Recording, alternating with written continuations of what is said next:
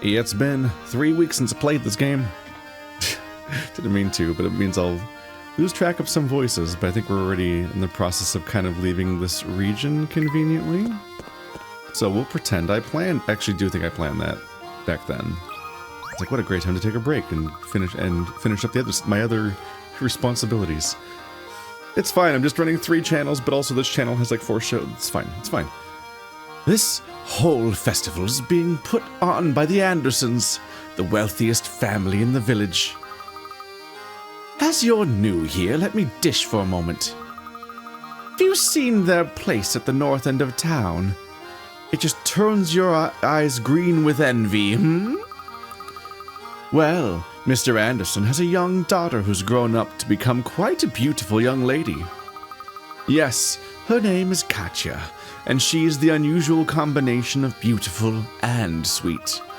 Plus, I hear she's very respectful towards her father, unlike most youngsters. Oh, kids these days, the only thing they love more than sassing their parents are those oversized pets. Oh, sorry, I do believe I've got on a rant. Did you need something from me? Actually, yes. Tell me, madam, have you ever heard of a rare antique known as the Elysian Box? It's a new name to me. I can't help you at all. So, will you leave me alone now?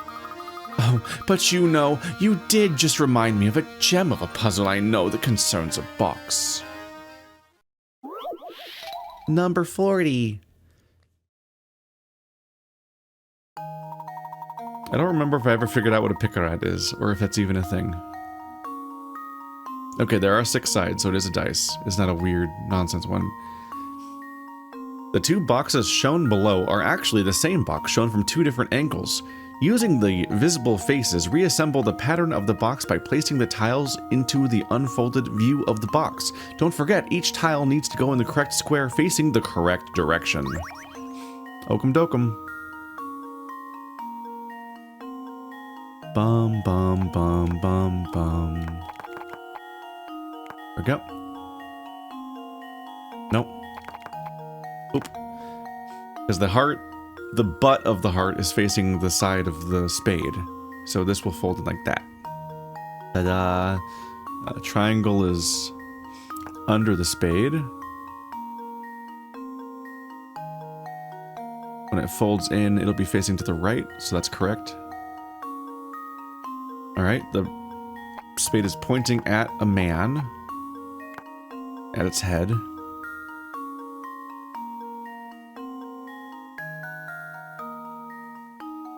Ah, the last one's symmetrical, so it doesn't matter what way it faces. I was like, wait a minute, we don't see the triangles in both of them, so we don't see... Oh no. Oh, the triangle's facing the man, not the spade.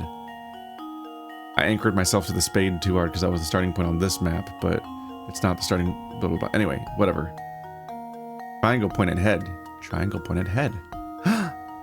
I sound like an insane person. The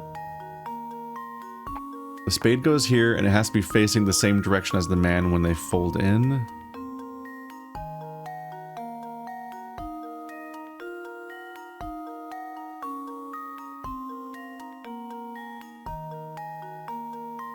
I may have yucked up a little bit. Let me see.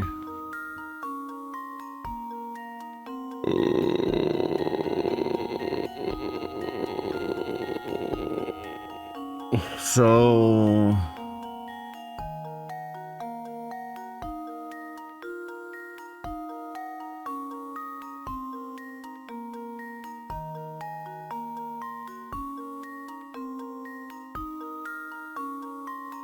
I think these are wrong. We never see above the spade. Or to the butt of this faces that, and then to its right is the triangle. The butt of the triangle, but to its left we never see that side.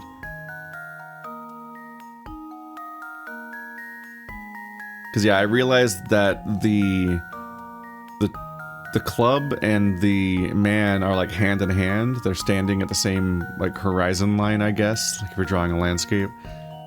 And that was not going to work there because these were going to be edge to edge, so its feet were going to touch it. I'm like, that's not right. And then I caught up slowly, and I'm like, wait a minute, none of this makes sense. Okay. So now I need to conceptualize how this fits in with this, and they're just so far apart on the shape that I'm like,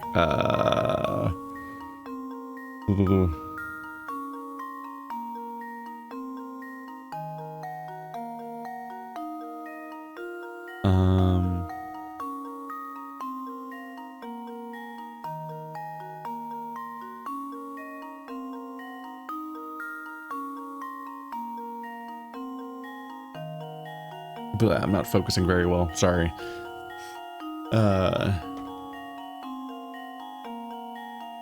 God, it's so many folds away from each other.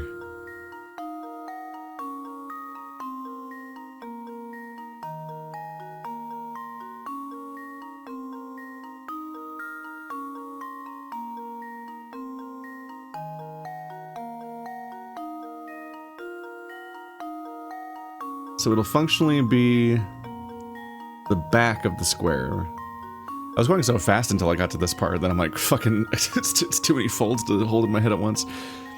It'll functionally be the back of the cube. So it'll fold upside down, which matches the man. It'll put the horizon line up here. And then, I think it's right. Consider this puzzle solved. Yep. A true gentleman leaves no puzzle unsolved. Good job. Was it hard converting the 3D shape of the box into a flat 2D image in your head?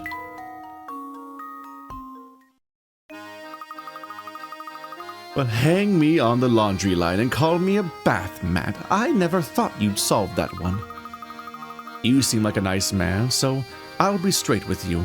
I wouldn't talk about that box in these parts. But why? Well, it's complicated. I've given you my advice, so smarten up and follow it. The tiled box is now in your puzzle index. Alright. Additional box? Wait, you're still here? Hound me all you like, but all you'll get for your trouble is a puzzle.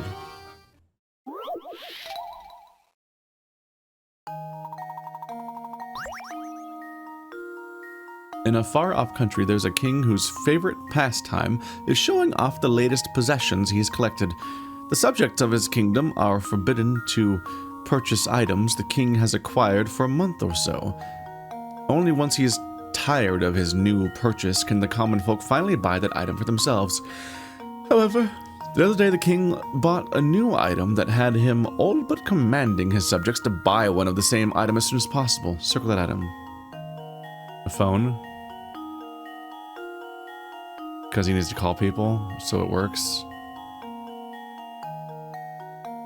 I only half paid attention. Let's see. Favorite pastime is showing off the latest possessions he's collected. They're not allowed to buy things until he's bored of them.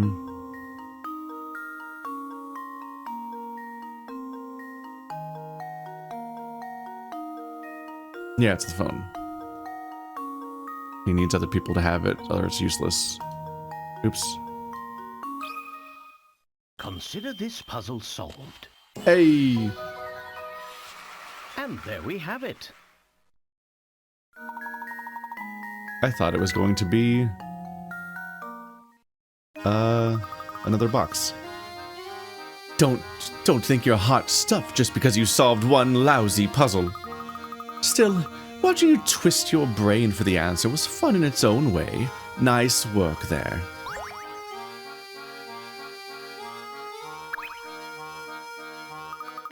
I gave you a puzzle because I felt like it, and that's it. Don't go reading too much into it. There's so much sass to be had. Oh, Mr. Layton, do you have a moment? Certainly. How may I be of assistance? I see the problem with his voice immediately. Seems you've done a great deal of investigating today.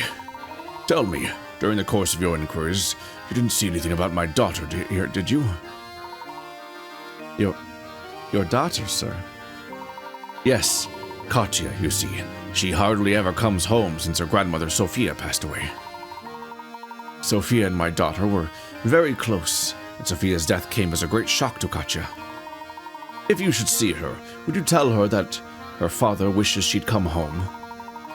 If a fine gentleman such as yourself delivers the message, she just might listen.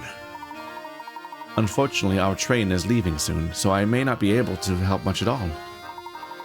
Katya is our only child. She means everything to me. I'd be forever in your debt if you could help me.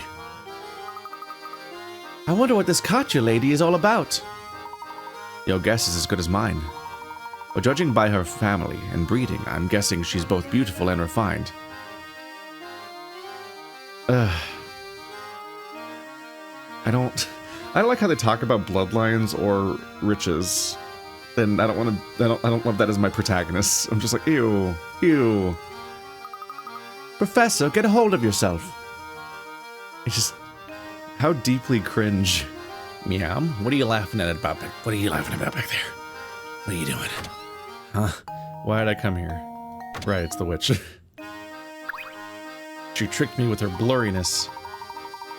I heard that you've been inquiring around the village about an antique known as the Elysian Box. Oh yeah, that thing. Folks say that freaky box kills whoever manages to pry its lid open. I just found out about it during the course of my travels, but that box isn't what I'm really after. Well then, if I may be so bold as to ask, what are you looking for, sir? A phantom town that's nowhere to be found on any map. A place only the chosen may visit. The only way in, I hear, is on the Voluntary Express. That train, and its many mysteries, have been the subject of my research for years. From what I can tell, this artifact you're after, this Elysian Box, is also tied to that town. Wow, so you can see... So when can we set out for it? How do we get there? Yeah, that's the detail I haven't pinned down yet. Maybe you whisper a word while inside the train and then, whoosh, the track goes in a new direction. Anyway, it's probably something like that. I'll just have to keep searching until I find a way in. Interesting. Thank you for your time. Professor, did you hear that? I think we finally got a new lead on the Elysian Box. Also, the third character, who mostly isn't here, has now appeared. Here she is. It's a bit early to celebrate, but it looks like our journey on the Voluntary Express isn't over yet. All right, you two. Let's start making our way to the station. Immediately abandoning the plight of that guy looking for his daughter. Okay, Professor. That's my input in this scene. I'm a real character, I swear. I'm not bullying her, just the game is. It's just, the dynamic is so clearly built around these two characters that it's like, yeah, and Flora's here too. Totally. Just imagine she's here the whole time. Yeah. You got at least 30 puzzles under your belt. Nice going, bro.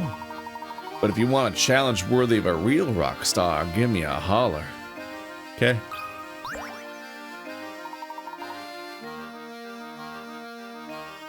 How's that festival treating you, dudes? Pretty righteous, huh? This train isn't ready to move quite yet, so while you're waiting, I'll lay this sweet puzzle on you. Definitely lost that guy's voice, or whatever it is. People have suggested before that, like, whenever I am doing these playthroughs, I should, like, write down what the voices are, and I'm like, what does that mean? One, it would really bog down the playthrough to, like, spend so much time taking physical notes about all the characters for the sake of just voice acting them. But also, it's like, I can't put my voice on a paper. So they all, I mean, that relies on me having such a roster of voices that I use so often in specific configurations that they all have, like, a name that I can write, and I'm like, kinda just wing it. There's some that repeat, and some that are just kind of, like, happening at me in real time. It's just, I'm not that ready for that.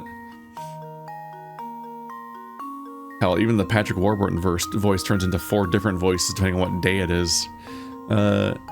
Sammy has 8 chains with 7 links each. He wants to connect all these chains to make a totally awesome necklace that's a single loop. The jeweler says he can open and close a single link for $2. As shown below, Sammy could open an end of each of the 8 chains to make one long necklace that's a single loop. However, that would cost $16, and the truth is there's a cheaper way to get the same results. Using the cheapest methods possible, how much will it cost to make Sammy's necklace? 1, 2, 3, 4, 5, 6, 7, 8. They're all numbered, okay.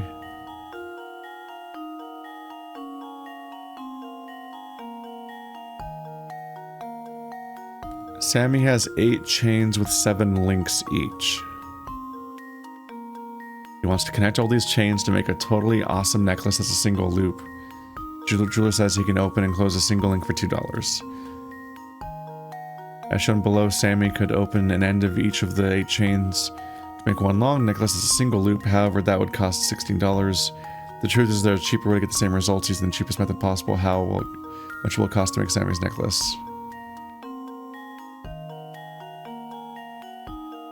This question sounds annoying. Like, in part, it's already open to the idea of a stupid answer, of it being, oh, you just have one link connect to itself. $2. The end. But is that a necklace? But how big does it need to be to I feel like there's not enough space on the DS screen, because they only do 1-page descriptions, to fully encapsulate the number of weird side examples and other shit that could be involved in this mess. So it's just like and this game does do riddles and quick and trick questions. So immediately it's open to the idea of like, you just spend $1, haha, or spend $2 for one link, and you just link this to itself, haha. But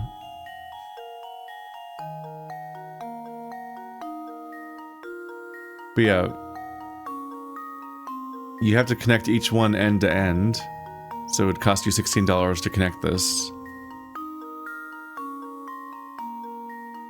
And the optimization that comes to mind is that you can keep removing one of these, and you link the other ones to it.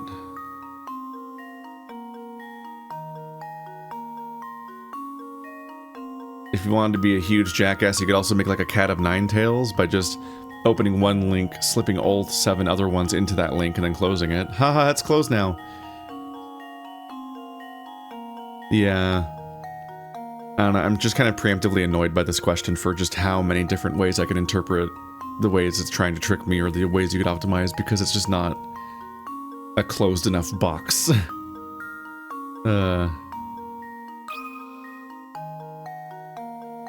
Let's see if 2 works or not. I'm just gonna get that out of the way and suffer the consequences if I'm wrong. Okay, so at least it's not 2. Well, I suppose that's one possibility eliminated. But now it's like, okay. What are the constraints of this puzzle? It doesn't feel constrained enough for me to solve. I'm guessing at their goofy logic, and that just annoys me. A cheaper way to get the same results. I guess that might be the biggest clue, is they want you to somehow get one loop that has all of them in it.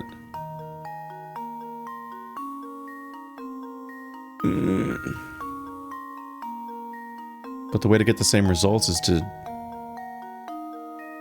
do the same thing.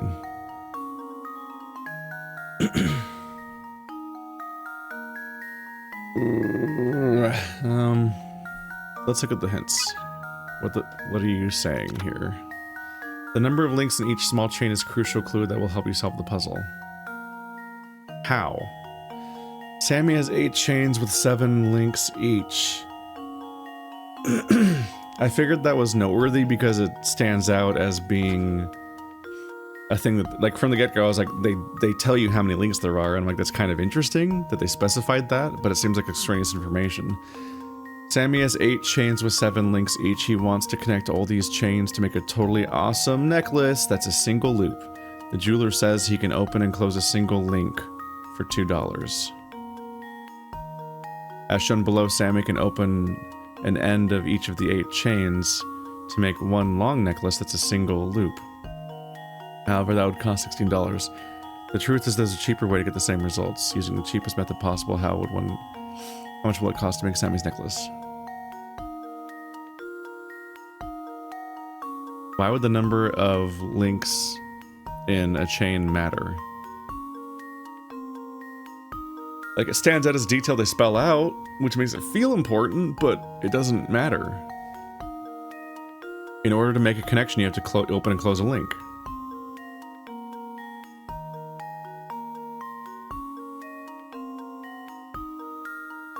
Period.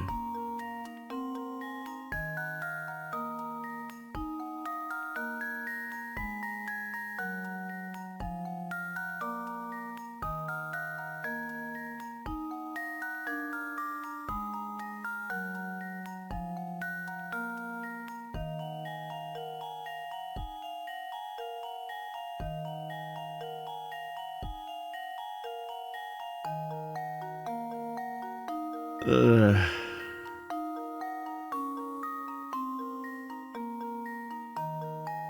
Seven links each. There's 8 gaps. Oh god, really? If you open all 7 links in a single chain, you could connect the remaining 7 gaps with those individual links.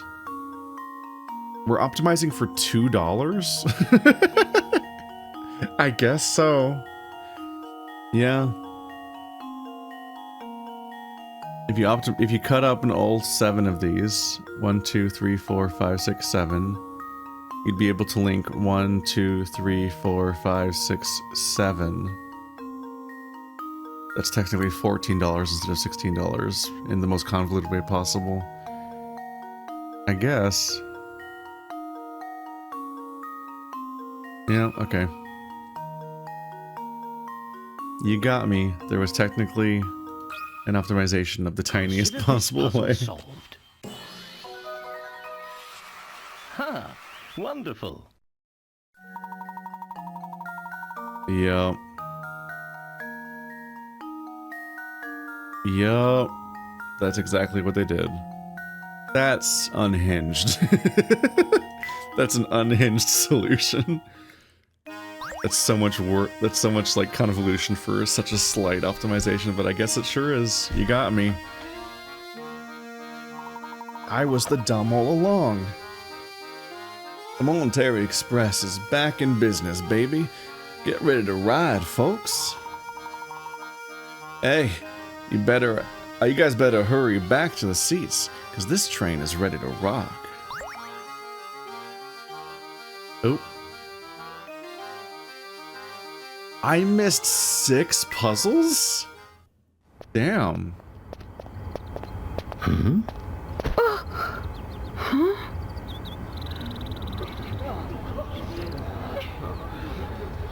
Thank you so much.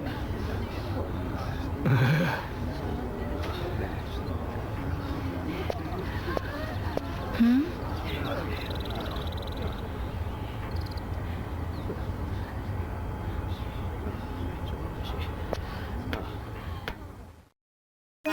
What's going on over there?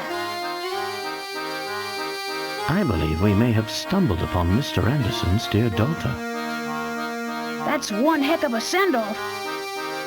Considering the size of the party, I doubt she's just going on holiday.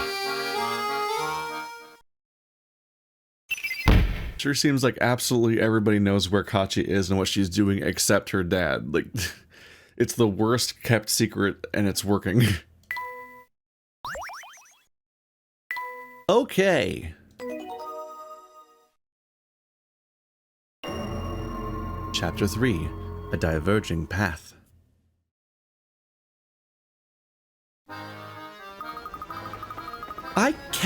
I just can't stop thinking about this phantom town we keep hearing about. Could the rumors be true? If I recall correctly, the next stop on this line is the perfectly normal town of Luxembourg. Well then, how do we get to the Phantom Town?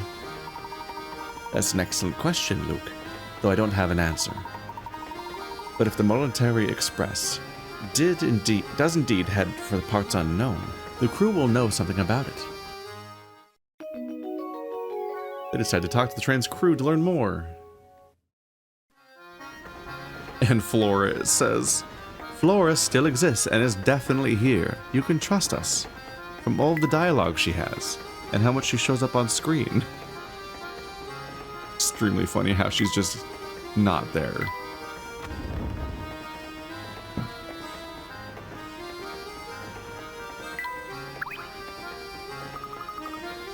It looks like there's no way in, huh? Oh, I can't even look at the weird... Okay. Maybe it's just a sign saying don't come in, but it kind of looked like a puzzle.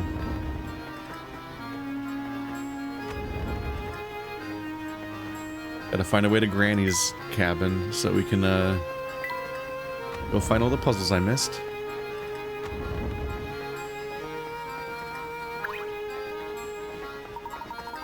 I beg your pardon, sir, but we're not open for business at the moment. Do visit us later. You really closed? Yes, you see. On the way to Luxembourg, there's a long, unlit tunnel we have to pass through. While in the tunnel, none of the scenic views of our restaurant affords patrons will be visible. It is Mr. Beluga's wish that all patrons be able to enjoy the scenery while they dine. Hence our temporary suspension of service.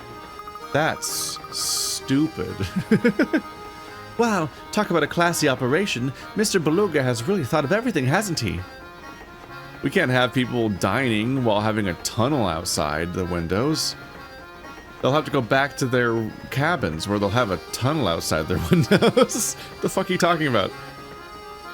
Wow, this is so classy. It's full of arbitrary bureaucracy and rules for no reason. And everything's too expensive to use or touch. Wow, I love this train. My apologies, sir, but blah, blah, blah, blah. It's the same as before? Nope. Short version. How's my little guy doing? I knew I'd be tough without him around, but I didn't realize how lonely I'd get. Is he happy? Don't you worry. He's doing great. He'll be fit as a fiddle before you know it. That's real good to hear. Don't let me down now, okay? I'm actually about to clean up the kitchen and take a break until we get to Luxembourg. Most of the train shuts down for this leg of the trip, so you might as well rest in your room. That sounds like a perfect opportunity for a murder to take place, which we will then have to investigate.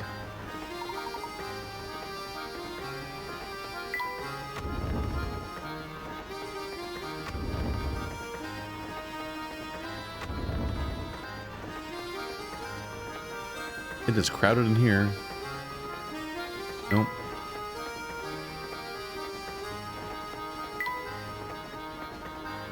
I don't love the tone of them being so pro-rich people and pro-class and breeding. But then also taking pains to kind of implicitly mock a character for being overweight. Wow! This dress is big enough to be a bedspread! Thanks. Was this written by J.K. Rowling? You see, the Dursleys are bad people, so it's okay to constantly talk about how just upsettingly fat they all are. Just to spend several pages of every book discussing that. Like, telling on yourself a little bit now. Finally, the train is fixed. I'd do a jig if only it's hard to gather lost puzzles with all the moving around. We won't come back this way again, so if you miss some puzzles in Dropstone, take a peek in there. Let's go in there. The winning arrow. Let's go.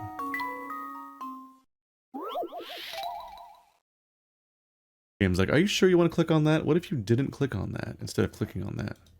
Okay. I'm being sassy. I'm being annoying. Someone's gonna complain on this video. A bag of candy dangles from one of 3 arrows attached to the wall. Assuming that all 3 arrows are perfectly straight, which arrow, A, B, or C, is connected to the candy?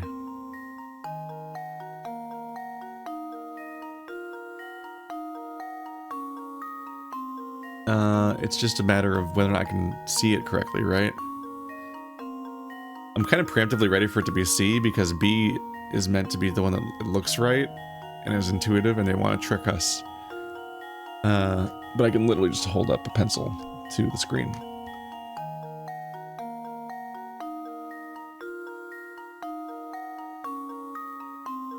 I think it is B. Pencil's not long enough. I need something longer and flatter. My journal. I'd be taking notes in this if this was a different puzzle game. Yeah, it's B. A bag of candy dangles from all 3 arrows attached to the wall, assuming that all 3 arrows are perfectly straight. Which arrow, A, B, or C is... Yeah, it's just B. Okay. Unless there's a trick. No, these are all lined up correctly? Okay, B. Let's see if this works. Yep. Layton's apprentice strikes again.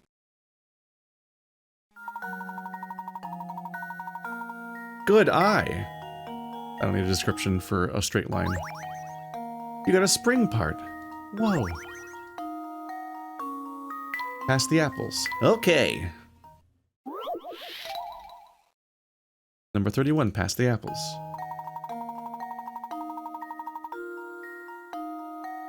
Johnny and Thomas are each carrying some apples. If Johnny gave Thomas 1 apple, the 2 men would each have... Men? I thought they're...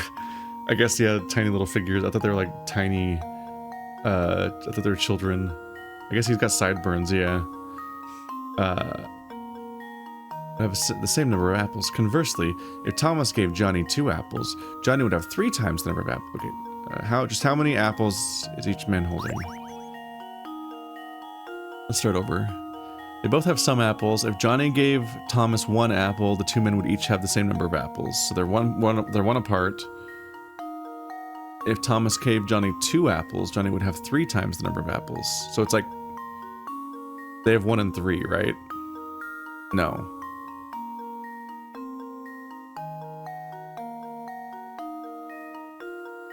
Four and 5? 4 minus 2.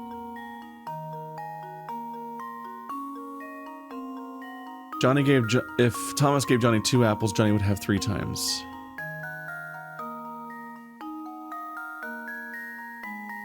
Oh, it's in the opposite directions. Johnny gives Thomas 1 apple, they'll have the same number of apples. So Johnny has 1 less than Thomas. And if Thomas gives Johnny 2...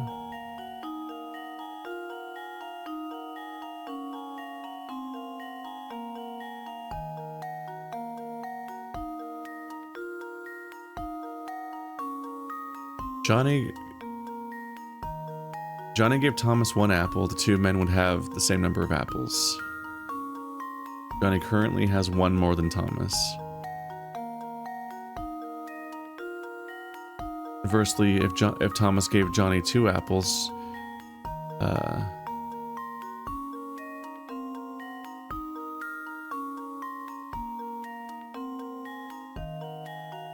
feeling over-caffeinated. I'm just not holding it straight in my head. I'm like, Jesus Christ, man. Alrighty, I took a break for a day and came back the next day because I kind of had like it's like I had like a rising white noise in my brain of who knows what, ADHD or anxiety or what, but I was just like, I cannot hold thoughts in my brain. I'm not doing puzzles today. And just quit. And came back. So if you hated the first half an hour of this video, it's gone. He's dead now.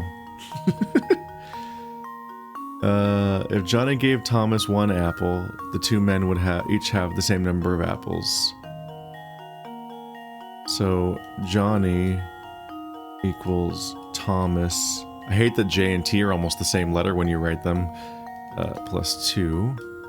Because John has more... John gives Thomas 1 apple, and then they match, which means that Thomas gains 1 and Johnny loses 1, which means that they're off by 2.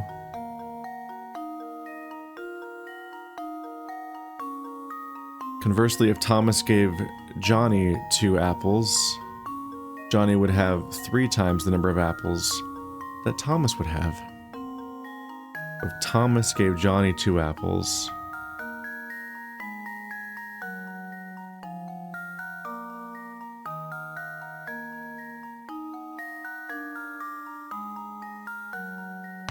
So what is off by that interval? So they're 2 apart from each other.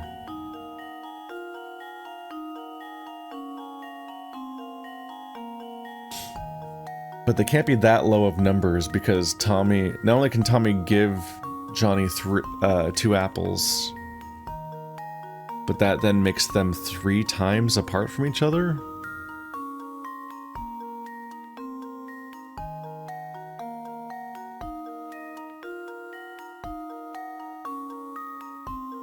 So 2 numbers that are 3 times apart from each other... Or that are 2 apart from each other, but can quickly become 3 times apart from each other. Which in this case... That's if Thomas loses 2 apples and Johnny gains 2 apples. So the gap is growing by 4.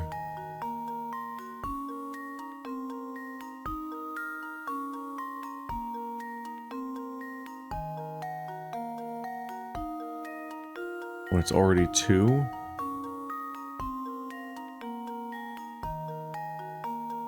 Ooh. So the gap...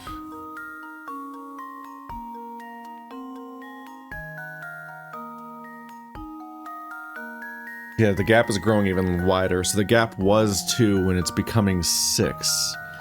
The gap is 6, and it's one's 3 times the size of the other one, so it's 3 and 9, right? But that's after the gap.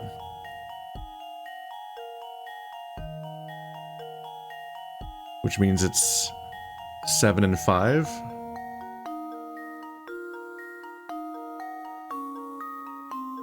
So Johnny has 7 apples and Tommy has 5 apples. Then Johnny gives Thomas 1 and they'll both have 6. But if Tommy loses 2, he goes down to 3, and Johnny goes up to 9, and that's 3 times apart. Alright, let's not somehow fuck this up. Johnny gave Thomas 1 apple. Johnny has the more, which is 7.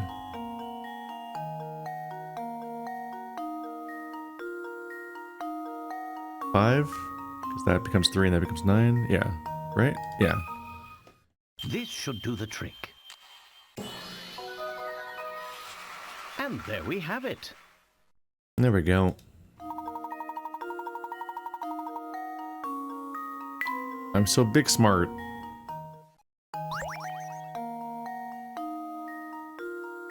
Well, I publicly admit to taking a 24-hour-long break in response to a basic word puzzle.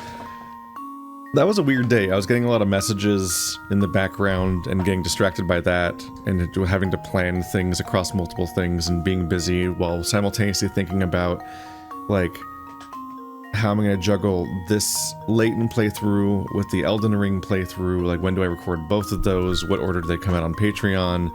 How am I going to have time to rewatch all of Cape Escape in preparation for Cape Escape 2, while also all the while trying to be like, I'm trying to get to the next video essay out. Like, I have a trip in a few weeks, and I'm trying to have the video essay done before that, so I don't feel like I'm losing in another window of time without having a video essay done. And I think those all just kind of built up, and I'm like, I can't think about this word problem right now. My brain's breaking. Which house where? The lower houses A, B, C, and D, each of which is a different color. Decide for each house's color from the following clues.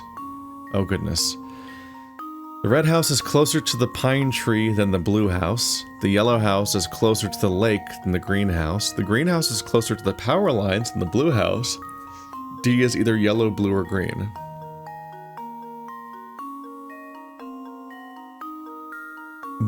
Blah.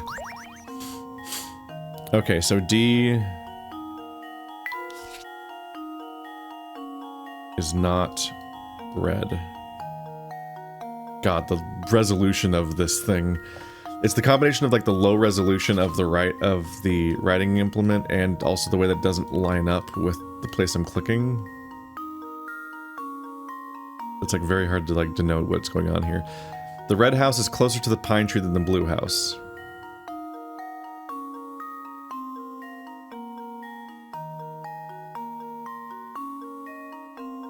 Okay. So XR. The red house is closer to the pine tree than the blue house. That means that this can't be the red house because it's the furthest from the pine tree. It's closer than the blue house, which means the blue house has to be further away than the red house. So this could be blue or this could be blue, but this can't be blue because this one can't be red. D is yellow, blue, or green. It's the closest to the pine tree, so it's not red. That means that C is not blue because it has to be further away than red, and this is the closest one that can be red. So it can't be blue. But this could be red and blue, or this could be red and blue. Those are the two options at this point. So red, blue, or red, blue. This one can't be red, so that no contradictions there yet. The yellow house is closer to the lake than the green house. That means that this one can't be green. Because green cannot be closest to the lake. Yellow house is closer to the lake than the green house. What's...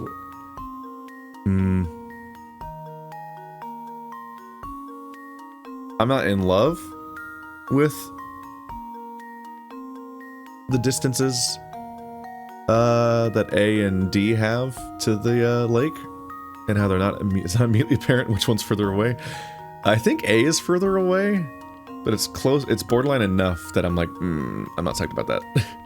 Because I want to be able to be very clear about which one's which. I also wish there was an eraser that wasn't delete the entire screen. So it makes me not want to write that down, because what if I want to change it? Yellow house is closer to the lake than the green house. The green house can't be the closest to the lake, and the yellow house can't be the furthest from the lake. So one of these is probably yellow. Right, and this, I said red and blue or red and blue, but red and blue don't have to be adjacent to each other in relation to the pine tree, so it could be red and blue also. This could be yellow. The greenhouse is closer to the power lines than the blue house. The greenhouse is closer to the power lines than something else. That means this one can't be green. The greenhouse is closer to the power lines than the blue house. That means blue house cannot be the closest to the power lines.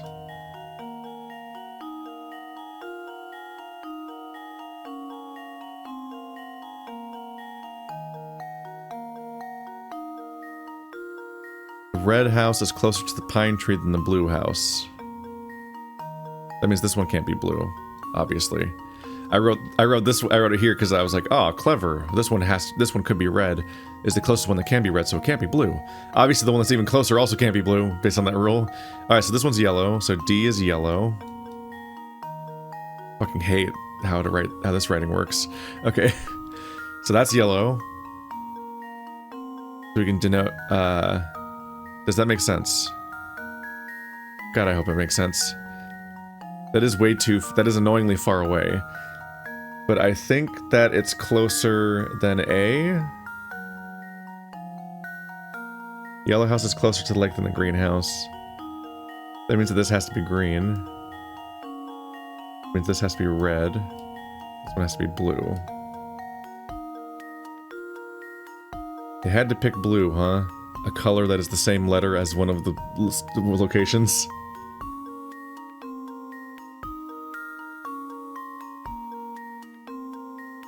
Okay, so AGBBCRDY.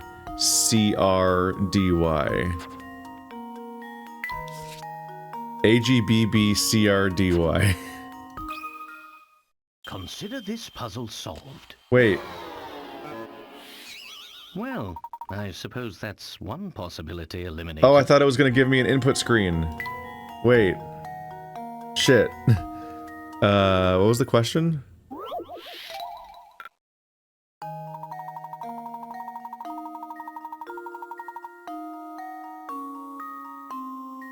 Oh, you fucking... The memo stood here? No! Okay, DY, right? This was CR. AGBBCRDY. Damn it. I thought it was gonna be a submit screen. Fuck. That sucks. AGBBCRDY. I think that's what I said. This should do the trick. I was right. Oh, that hurts. It hurts inside. Wonderful. Oh well. Your score means nothing to me. I have no concept for what it means on the macro scale anyway.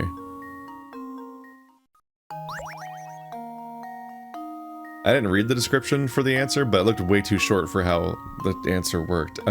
They were just like, yeah, you used the clues to deduce it, haha. Which is, I think it said that, which is very funny. Because like, I'm like, yeah, that's every puzzle. If you're not gonna, doesn't matter. I'm not gonna dissect it. I literally didn't read it, so who cares? You have a box as shown below. Using the white cubes as standard units, the box is 2 cubes wide by 3 cubes long by 2 cubes tall.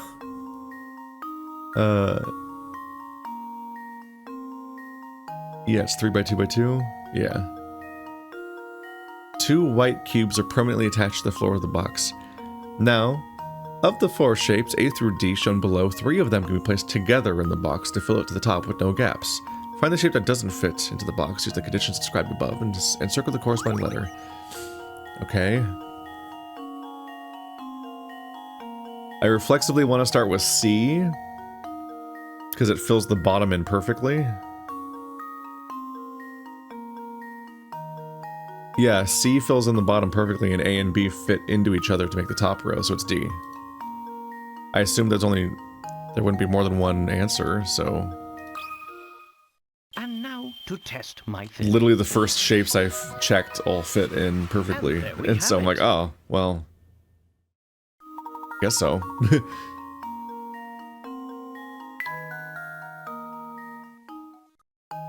That was a quick one. Hat weather.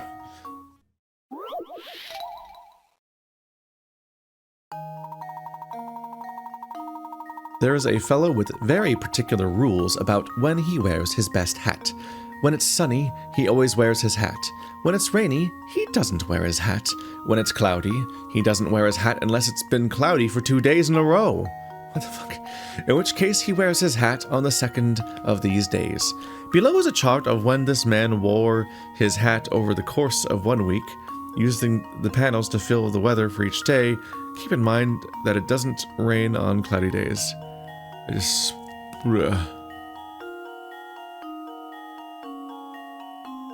It doesn't rain on cloudy days? Yes, it does. It's fine. They're just saying that cloudy and raining is not the same weather, is what they're trying to say. Those are mutually exclusive and not overlapping, because they noticed that it's confusing to say that. And they're like, fuck, we're running out of DS screen to explain this puzzle on.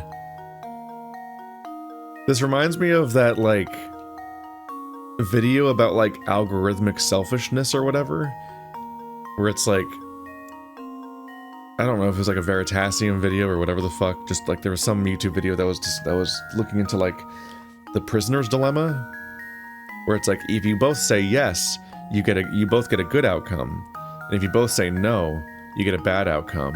But if one of you says yes and the other one says no, then the person who says yes gets a, or it's like the person who says no gets a better outcome, and the person that gets no, that says yes gets a much worse outcome or something. Blah blah blah. It's like a variation of the prisoner's dilemma we dealt with in Zero Escape. And they like try to come up with algorithms and to see which one would win at the prisoner's dilemma. It came up somewhere. I don't remember what it was now. It might have even been like a mind field video. Those are long gone. But it was just the question of like, how do you interact to the stimuli? Do you always betray, or do you always say yes, or do you respond to the other person's thing? Keeping in mind that you can't magically know what they're currently picking, you can only say what they picked last time. So do you have an algorithm that responds to betrayals by betraying next time, but then will then forgive and not betray the time after that if the opponent doesn't betray again, or so on and so forth? There's like a bunch of variations of that. And it was like a somewhat optimistic outcome where like a relatively forgiving algorithm is more likely to have a higher score than one that like if somebody is just trust the entire time, they are just completely used up and wrung out and obliterated in this competition. But the really cynical ones that are more heavy on betraying also lose. It's like the ones that are willing to forgive do the most. That's kind of interesting because they're kind of like affecting each other, like they're almost like teaching each other forgiveness in a way. That's really interesting. It's interesting, especially when they're like just a math. They're just like a mathematical program of that's saying to do this in response to something, and not like a human being that's dealing with it all subjectively. Anyway.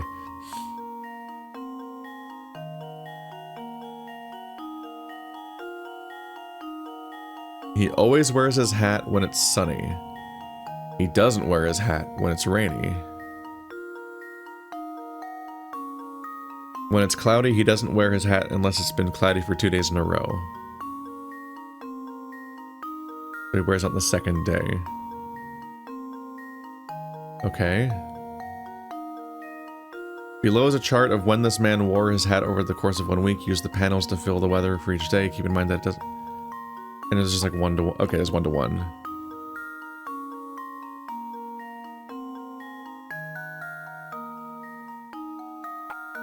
So this can't be a cloudy day because he only wears it on the second day. But he's wearing it here.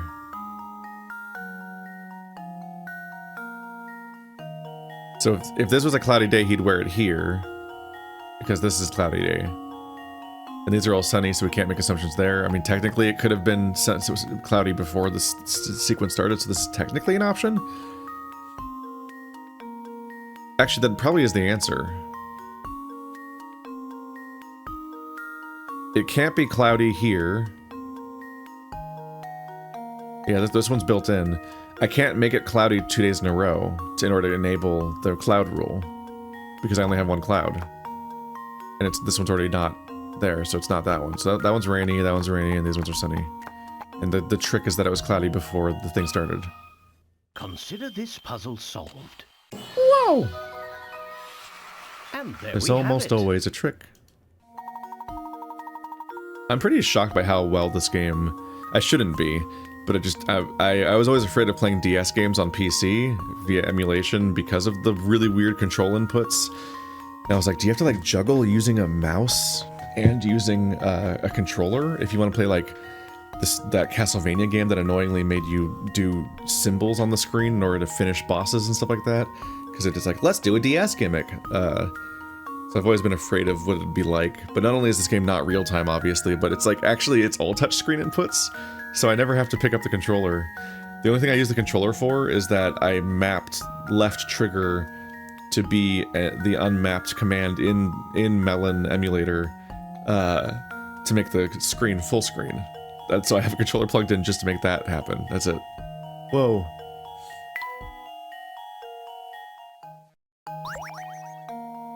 We'll see how it goes next time I try to play a DS game.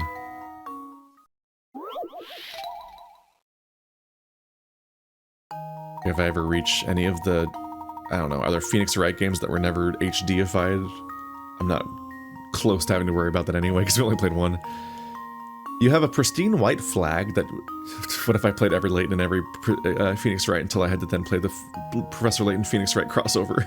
Do people even like that one? Is that one even any good? Probably, I imagine it's not. That seems like a strange choice to make. Although maybe they were... I wonder if they were forced to make the Professor Layton puzzles more relevant? Because one thing that does stand out to me is that, like, I play a lot of puzzle games that, like... For me, there's essentially, like, two types of puzzle games. There's chamber puzzle games, and there are adventure puzzle games. Adventure game, it's like just a straight-up point-and-click adventure game. That's straightforward and obvious.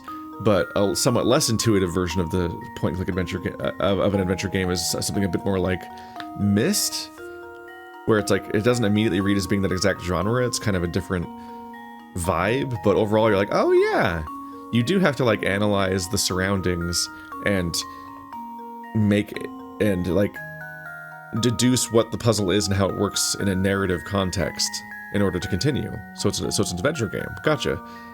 Whereas like a chamber game is like Portal. You go into the next room, solve the puzzle. Go into the next room, solve the puzzle. Go into the next room, solve the puzzle. In the cases of Talos Principle and Portal, they just make the chambery testification of it all just explicit as the narrative. But there are other ones where it's like you're going through this mansion, room to room, and having to solve your way through the whatever. Like I think it might have been called Quantum Conundrum or something. I think. I don't know. There's plenty of puzzle games where that aren't actually about testing sequences. But what's weird about what's noteworthy about that genre is it has a very specific language of being extremely iterative. I do include Sokoban there, Steven's Sausage Roll, and so on. Those are, you go into a series of screens where you do the puzzle, and they're often dividing the level into a series of worlds, where each world really hammers home a particular subsection of the overall mechanical expression the game has, and going through all the different iterations and ideas and like puzzles you can milk out of that particular idea. So you really get into a particular headspace, like, oh, we're really using the Portal jumpy pads today. Oh, we're really using the paint this time. 10 levels in a row where you use the Portal paint, that kind of stuff. So they're very iterative and combined. Professor Layton's weird. It's so weird because Professor Layton is what people call The Witness, because The Witness is a chamber game.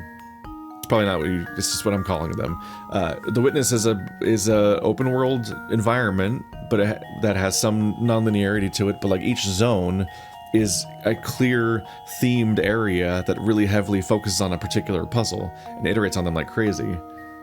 But people kept saying that it was like a cereal box game, like you're being forced to solve cereal box puzzles. And it's like, well, no, it just happens to have implementation of a 2D interface despite being a 3D walk-around game, but like that's not... It's just like any other puzzle game in that genre. They all work like that, so that was a weird take that perhaps was a somewhat anti-intellectual response to the fact that it was just a popular game that got a lot of attention, so whenever anything takes off, you get really stupid responses to it. But Professor Layton is a cereal box game. Like, every puzzle is just a random thing you'd see on the back of a cereal box, like a brain teaser, which isn't inherently bad. Those doesn't mean those puzzles are like evil or like weaker necessarily. But I do find it interesting that it bucks both versions of what the wider puzzle genre does, because they are distinctly not iterative. You are not escalating. There is occasionally a series of puzzles, like 3 sometimes in a row maybe, from one NPC, maybe spread throughout the narrative, where they slightly escalate on a previous idea, but that's really rare. It's not that many of the puzzles in this game actually do escalate and iterate on a previous puzzle design. Instead, they're just all over the place. But they're also not contextualized narratively. Only very, very slightly are they a little bit themed around the particular NPC that you run into. But that NPC is only the most bare bones possible theming, like, oh goodness, my teacups! And then you do a puzzle about teacups, and you're like, okay, technically a guy did say teacups before the puzzle started, but it's like not really like, you're not really solving a problem in the environment that often. It's interesting because I think the first Professor Layton's first puzzle was about trying to get across the drawbridge that you couldn't get past in order to enter town, so like it was very explicitly, the puzzle was the environment. But that almost never happens. It's almost always just complete noise, like a completely random puzzle. Oftentimes the people are like, I've got a puzzle for you! And then they just like, it's the riddle about the snake and the lamb crossing the boat back and forth. And you're like, okay, we're on a train. This isn't particularly relevant to anything that's happening right now. So obviously everything I'm saying here has exceptions here. There are a few iterative sequences and there are a few puzzles that are directly tying into what's happening, but it almost never happens. Almost the entire thing is just a completely random puzzle thrown at you at random, to the point where when you do get the slight punishment of having to get them from the witch's hut, you're like, aw man, I gotta get the puzzle from the witch's hut. That means I've missed it. Shucks. But like, you've almost never missed context that actually was like, I'm not gonna say vital to the puzzle. Obviously not vital, because the puzzles are self-contained and that they are solvable in the context of just this one screen. But usually whatever you missed didn't actually add to the puzzle. Like, it didn't like make it better necessarily, or couch it in context. You just had a character to talk to, maybe, but also you might have just clicked on a house and the house just goes, ah, puzzle, I'm a house puzzle. Here I come. I'm just saying Professor Layton's weird, but what's interesting there is that, like, that is a difference between specifically Phoenix Wright and Professor Layton, is that Phoenix Wright is somewhat of a hybrid between visual novel elements and an adventure game. I kind of only say it's visual novel-y in the fact that it's just so dialogue heavy, especially once you get to a courtroom, that like it's extremely dialogue heavy. You kind of are just watching a visual novel sequence and play out, and then being like, aha, here's the correct thing to click on to continue the visual novel. Like, that's kind of why I call it a visual novel, besides just its presentation, as opposed to like how I wouldn't necessarily call like Fire Emblem a visual novel, despite that. Anyway, but like, its puzzles, Phoenix Wright's puzzles are tied to what's happening, because you talk to characters and you walk around the screens of the crime scene or whatever place you're investigating this day and trying to figure out the way to get some kind of gotcha or clue, or figure out how to continue, basically. So I imagine the Professor Layton Phoenix Wright crossover game must be more like a Phoenix Wright game to some extent, right? You just have gimmickier puzzles that are a bit more cereal boxy, but surely Phoenix Wright doesn't get bogged down solving 100 completely random puzzles. But then at that point, it's largely a Phoenix Wright game, to the point where you practically don't even need to implement that much of Professor Layton besides having him physically be there as a character. So it's like, I guess you just use this interface for puzzle solving, and then you're like, ah, it's a Professor Layton crossover, whoa. Because I assume they kept all the court stuff. Anyway, there's been too much hypothesizing about a game that I've never played, and have seen the cover of once, and I'm pretty sure I'm not imagining. That'd be funny if I made that up. Just like, everyone's like, what the fuck is he talking about? They're all Googling it. They can't find the game I'm talking about because it's not real. You have a pristine white flag that you want to color into 3 sections as shown below. You have 3 paints. No 2 adjacent sections of the flag can be the same color. Each section can only be 1 color, and you can't change the number or size of these sections. If you aren't allowed to mix paint, how many distinct flag designs are possible? Is that a very long, like, clarification of all the exceptions, just to make sure that you're clear on the fact that it's just like, hey, there's 3 colors, how many combos can you make?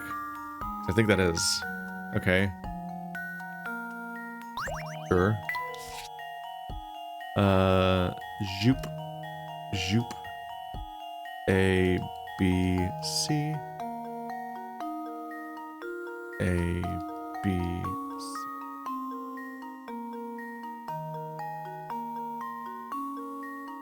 C.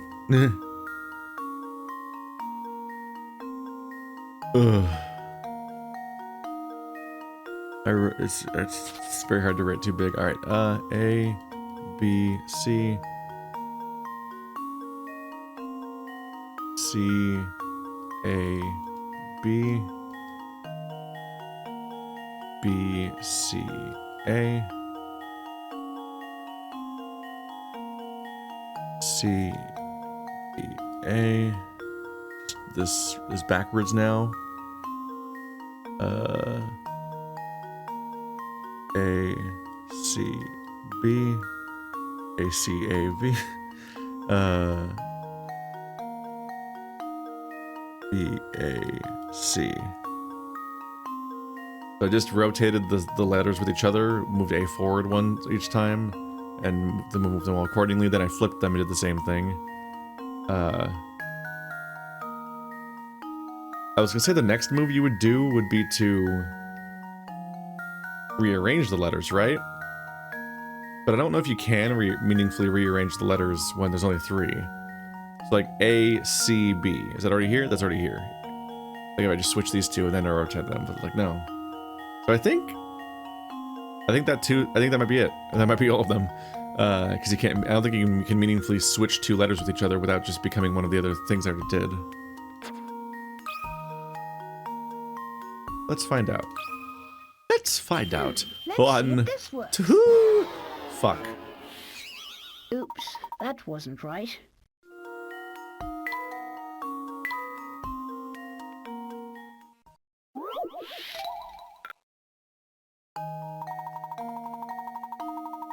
You have a pristine white flag that you want to color in 3 sections as shown before. You have 3 paints. No adjacent sections of the flag can be the same color. Each section can only be 1 color. You can't change the number or size of these sections. If you aren't allowed to mix paint, how many distinct flags?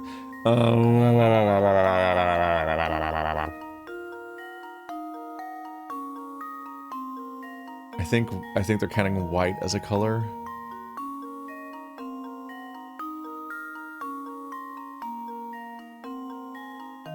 Yeah, I oversimplified it. I assumed you had to use all 3 colors. No 2 adjacent sections of the flag can be the same color.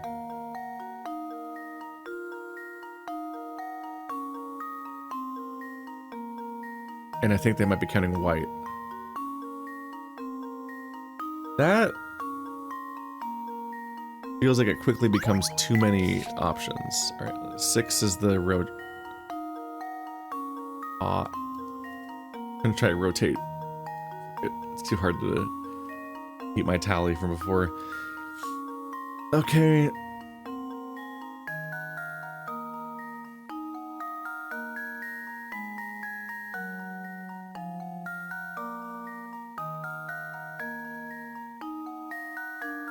Because now I'm thinking, like,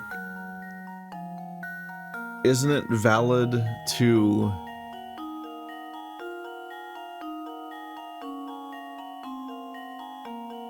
have a version of every single one that I said so far, but the left and middle and right ones take turns being white?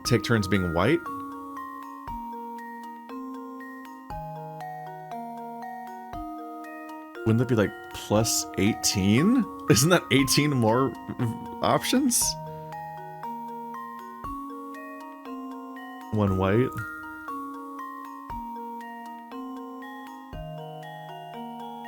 They were all unique before, so they should all be still unique when I make one of the spots white. And then I could do that for all 3 positions of each flag. That's already a nightmare. Alright. But then we can then account for the part where no 2 adjacent ones can be...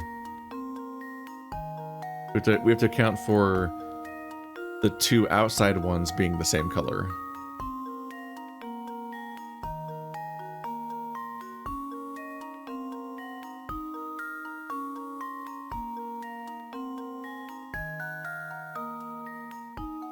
So we'll have the 4 outside ones be red, blue, blue. The fact that blue B is on green. We'll have the outside ones be red, the outside ones be green, the outside ones be blue, and the outside ones be white. That's 4 columns, if you want to think of it that way.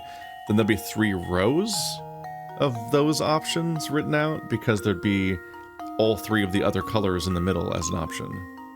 Because it can't be the same color that it already is. So that would be plus 12.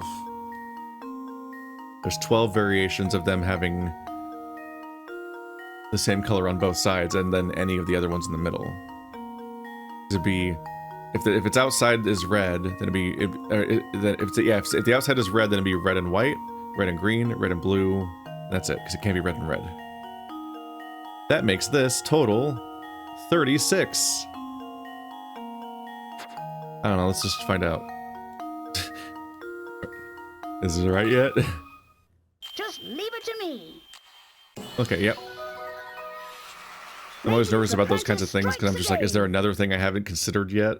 but also do I want to sit here and live on camera think about that for too long for the next X amount of time obsessing over that?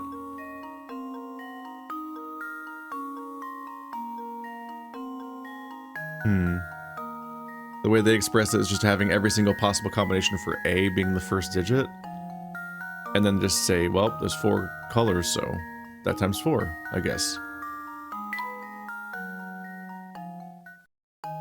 Their system almost seems more like less organized. It's just kind of brute forced. All right, consider those riddles riddletoned, nerd. Back to looking for stuff. That's the same one. The fool I was. Hey, how you doing?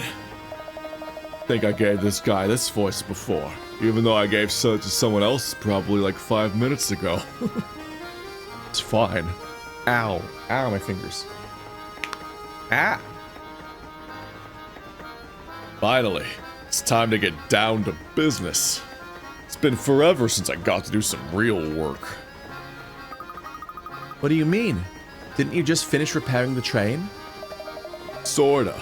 But before I can kick back, I gotta do... Whoops! I mean, nothing. Things are good.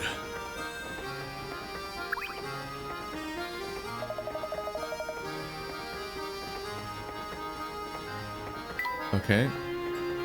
Must be lovely to sit out here and whatever the fuck.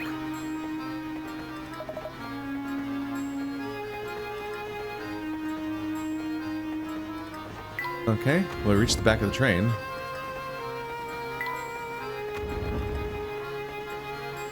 Oh, you're new. I like to pick my nose.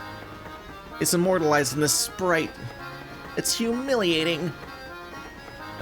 Good day, sir. My name's Conrad. I'm a student from the village of Dropstone. I'm headed to Luxenbell, so for a while at least it seems we'll be traveling together. Say, have you heard about that long tunnel on the way to Luxenbell? When the train passes through it, every light on board goes dark. Stranger still, once the train nears the tunnel, all access to the deluxe car is cut off. Just imagine the kind of monkey business some passengers get up to under the cover of dark. Something very strange must be going on if they're cutting off all access to deluxe suites. Of course. It all makes perfect sense. Why didn't I see it before? Luke, if I figured things out, quick.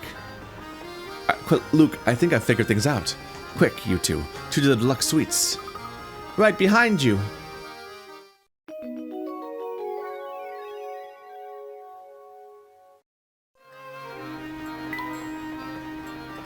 Good dia puzzles, though. Suddenly I'm just beat. There's something about riding on a train that makes me sleepy. Like being rocked to sleep in my mother's bosom.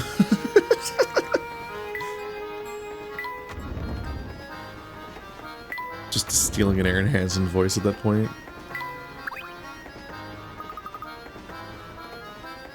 Here we are, the deluxe car.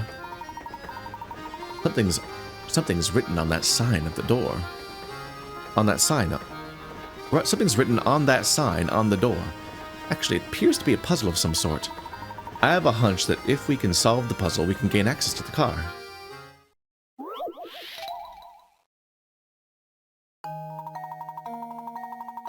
In order to pass through this door, Luke and Layton must arrange the symbols according to the following rules. The star must be next to the moon. The X must be second from the top. The circle must be somewhere above the diamond. The moon must be located 2 places below the diamond. Give it a shot. These were always my favorite kind of puzzle as a kid. I feel like I like narrative context more, or iteration and whatnot. Like I've kind of been like, I've seen where puzzle games can go, but back when I was like having to solve paper puzzles and the gifted and talented program, which is basically just a place where they put you in to waste your time. This was like, I was like logic puzzles. I've been like the ones where you fill out a grid and you slowly write out you put in all the X's and all the places where something can't be true, and you slowly like fill in the grid enough that you can like, oh wait, this one, that means this one has to be this one, and then that means that entire column in a row can be crossed out because it can't, that neither of the two elements involved could be somewhere else now, and blah blah blah. Those were satisfying. In a way, probably similar to the idea of people solving Minesweeper or Picross puzzles at this point, though. That's not that involved. Gifted and Talent the Gifted and Talent program just seems stupid. I don't know, maybe there's like versions of it that are better.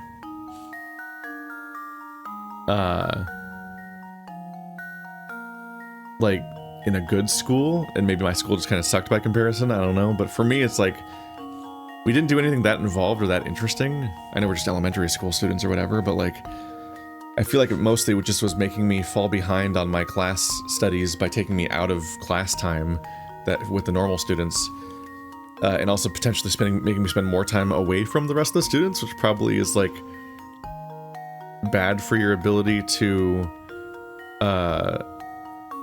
socialize and whatnot and fit in. And you're also being like removed from the class in front of everybody, so they know that you're gone for this program, and so they might even like resent you for that, and that might lead to other conflicts.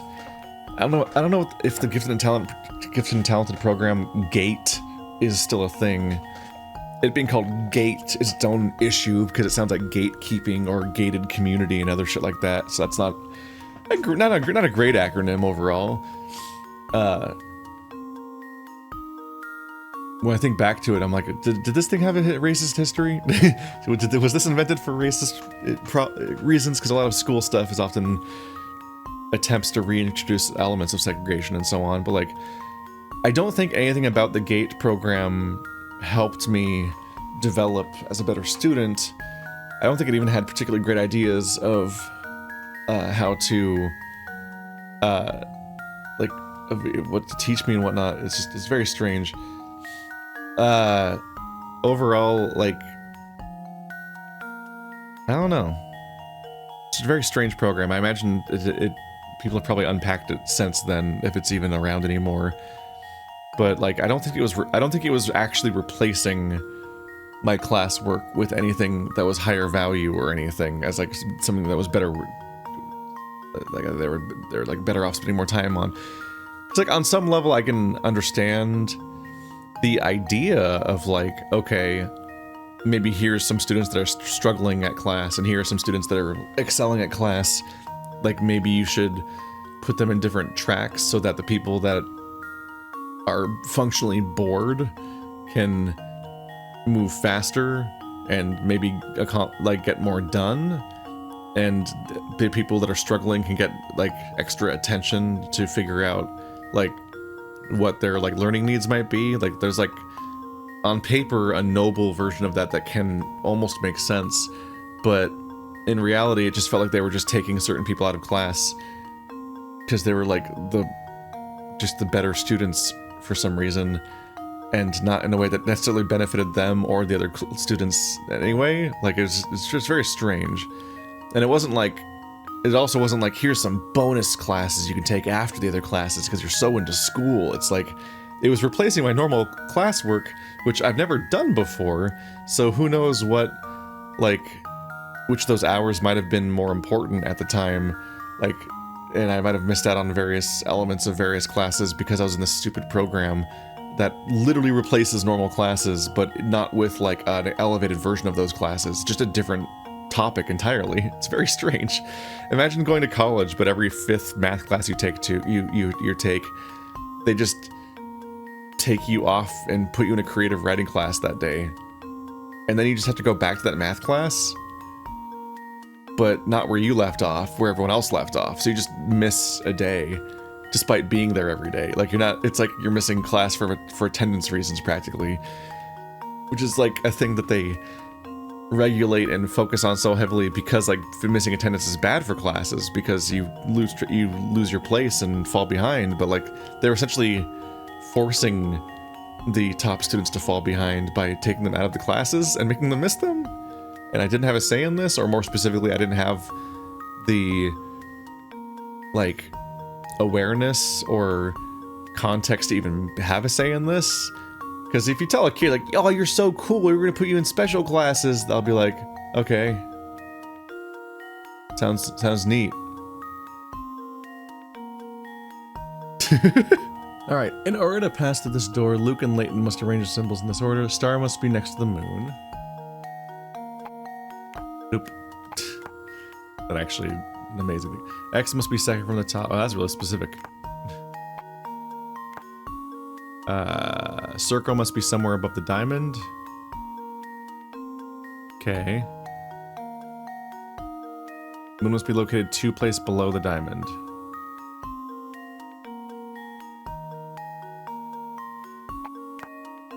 Like that, basically. The circle must be somewhere above the diamond. Star must be next to the moon. So star and moon have to be somewhere south of the X, because they can't be north of the X, obviously. But then this one has to be above the other one.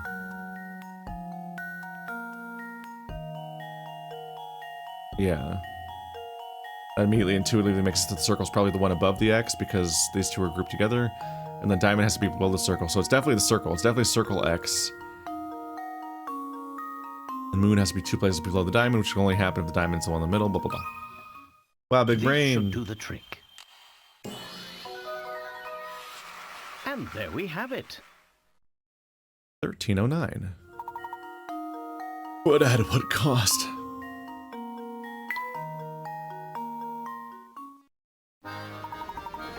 There we are. The door's open now. New hamster toy. Holy smoke! Look at this place! It's out of control! Yes, it's far more luxurious than the standard cars. Tickets to stay here must cost a pretty penny. That reminds me, I got a new camera piece during the puzzle gauntlet. And unlike the hamster things, I can do something with these. Ah, it's bigger than I thought it was. Wow.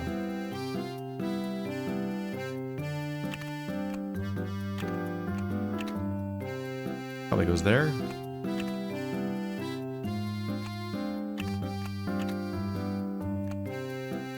I think this is supposed to be a screw that goes there, basically. And this lines up with this. Either way, the camera's almost done. The hamster is much less almost done. The hamster isn't interested in these blocks, but they are useful for blocking his path and line of sight. Position them accordingly for maximum effectiveness. But why? Whoa. Aw, come on! I'm tired! I'm tired! Unfortunately, this mechanic is just so deeply uninteresting until the board is full enough for there actually to be obstacles. Because so far, it's literally just place a thing 2 pieces away, over and over again. So at the moment, this block adds absolutely nothing, because I can't get more distance out of it. As far, I could be wrong, but I don't think there's any, like, trick yet. We're just kind of waiting for this board to get full enough that I actually am at risk of running out of space and have to use tricks.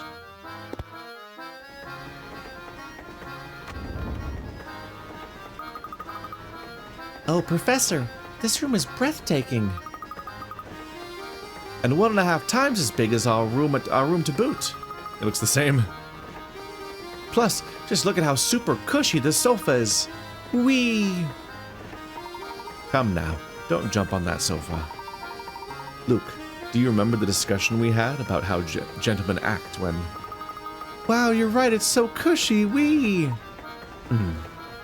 We are not properly respecting the airline's first class section. I kind of hate Professor Layton right now because of how much he cares too much about the ship. How's everybody feeling? Sorry to bust in on the party, but I'm just here to snazz up the rooms. Let's see, should they go here? Negative. Negative, Sammy, that's no good. That's no good! Hey, you there, smart-looking dude. I mean you, man. Me, good sir. Uncle Beluga, I mean, the boss told me to pretty up the place with some flowers. Can you figure out where I should put these things to make the room smell nice? Of course, shouldn't be too much trouble to find a spot for flowers as lovely as these. I think part of the reason why I'm rebelling and going on random discussions about unrelated topics more than perhaps even the normal is because I'm just so disinterested in Professor Layton's boring infatuation with, wow, look how fancy this place is. How nice. It's all class disparity and gatekeeping and shit. It's like, they fucking wouldn't let me in here. Fuck this place, this is stupid. It's just another place to wait while you're on a train. And it's like, but we need to reinforce class here. Fuck you. Fuck everybody. There's nothing like fresh cut roses to boost their spirits. Boost your spirits. Can you help Sammy freshen up the whole car with their fragrance? Tap a square with your stylus to place the rose. The fragrance of each rose reaches 2 spaces in all directions, but can't penetrate walls. If the fragrance of 2 or more roses overlaps, the resulting smell will be overpowering. So make sure to keep your roses spaced out. To remove an existing rose, tap on it again. Okay. Seems intuitive to start off with all the dead ends. Oops.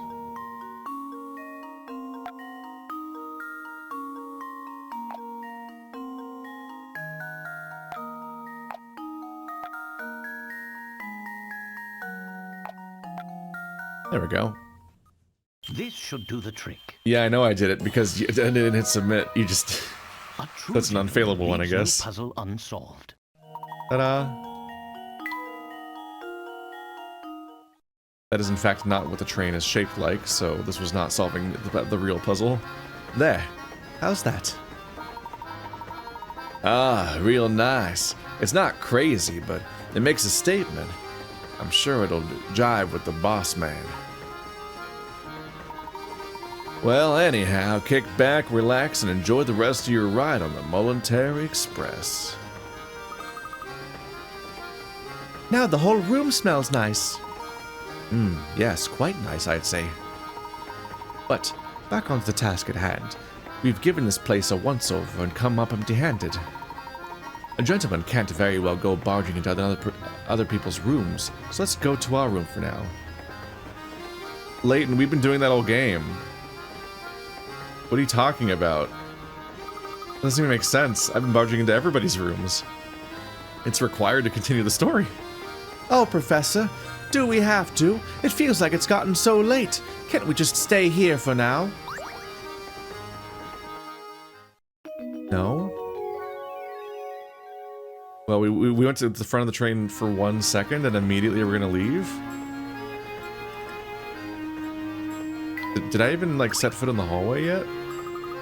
It's the strangest thing. I think I just teleported into this room specifically. All of a sudden, I'm so tired. What's the matter, Flora? Oh, gosh, all of a sudden, I'm kind of sleepy, too. All right, you two, this is no time for jokes. Oh dear, I'm suddenly quite tired myself. Oh no, the flowers were chloroform.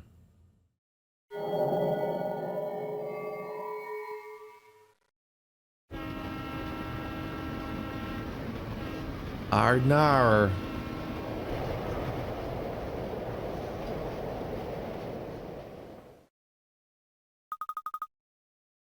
Huh? What's going on out there? Am I dreaming?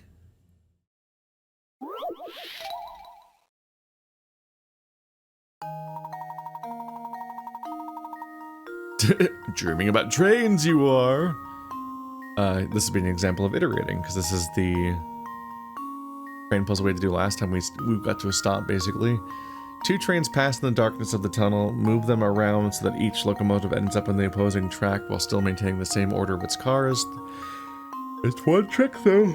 Ugh. The number 2 cars for both trains must remain in their original tracks.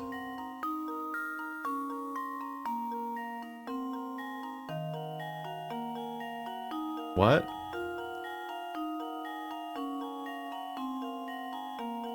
Two trains pass in the darkness of the tunnel, move them around so that each locomotive ends up on the opposing track while still maintaining the same order of its cars. There's one trick though. The number 2 cars for both trains must remain on their original tracks.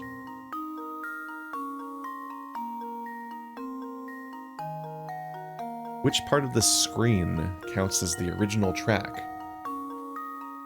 And how does it stay on the original track if it's meant to pass the other one? Isn't passing the other one supposed to mean you go to the other? Are you saying that they swap 2s with each other, basically? Probably, I guess. Huh. Bum bum. Bum bum. They say must remain, but I'm sure they have to, like, they'll go somewhere, go past at some point.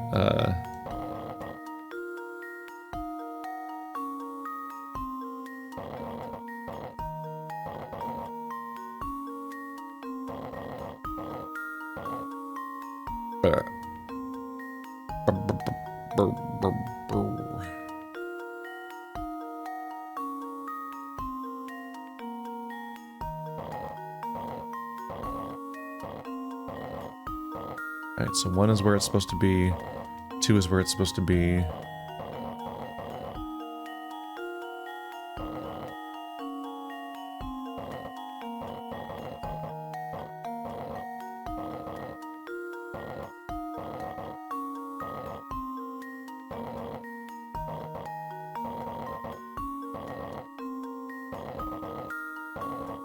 A very busy work kind of puzzle.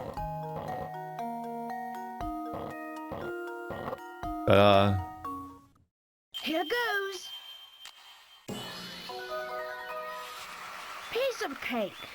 The language is slightly unclear, but you look at the diagram, you're like, oh, okay, you just match them up with the places that, like, it just says where all of them go, so that you just have to drag them around till they're there. That's right, the 2 trains sped off into the darkness, each carrying the number 2 car of the other. This isn't how trains work.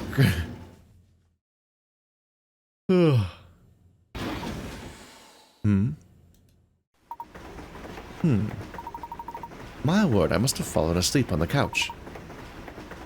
How careless of me. You know what happened in that tunnel, Luke? Sorry, Professor, but I slept through the whole thing too. And had the strangest dream. In my dream, part of the Momentary Express switched tracks while we were in the tunnel. Even to say that one of the train's cars is now riding different rails. Luke, what you saw may not have been a dream after all. If one car did split off from the train, it would no longer be bound for Luxembourg. Maybe that car is how you get to the Phantom Town. I'm beginning to suspect you're right on the money, Luke. I hope the Phantom Town isn't as creepy as it sounds. Everybody get ready to rock! The next stop is Folsense! Come on, passengers, let me hear you scream! Folsense, eh?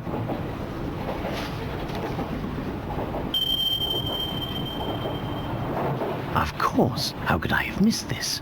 Do you recall how this ticket was missing a destination? Well, it seems that the destination was staring us in the face all along. Really? But where, Professor? A ticket to where? In front of you sits the ticket that Layton and Luke found with Dr. Schrader. At first glance, the ticket appears to have no destination written on it, but when you look at it just the right way, the ticket discloses the destination, the town of Folsense. The key to spotting the destination is the number that has been cut out of the ticket. What number used to be there?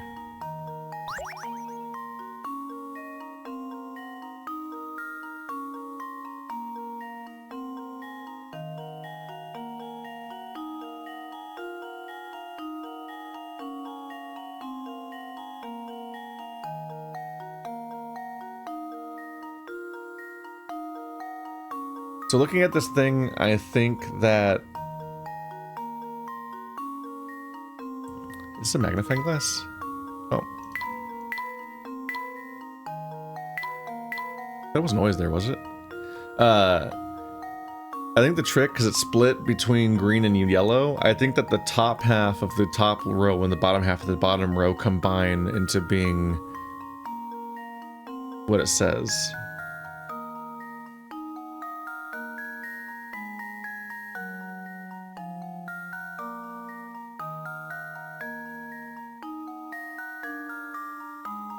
Yeah, the 1 and 5 make F. 9 and 8 make O. 1 and 2 make L. Yes, that says Folsense. It particularly stands out because they had to just give up on the premise. They were like old numbers and stuff, but then they're like, how do you make an N? There's just an N on both of them. Yeah, this spells Folsense, so F-O-L-S-E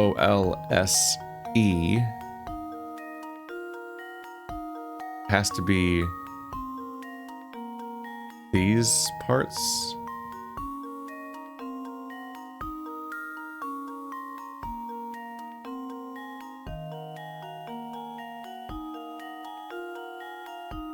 Yeah, it'd be a 2. I believe 2 is the only possible number that's shaped like that, yeah. Consider this puzzle solved. Smile for me. Yeah. And there we have it. Yep, 4 Folsense. Yep. Easy peasy. I get it.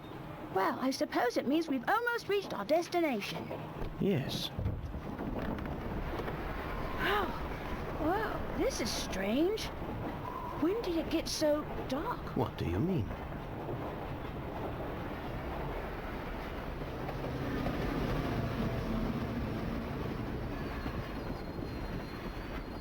The 2D and 3D trains look pretty different, don't they?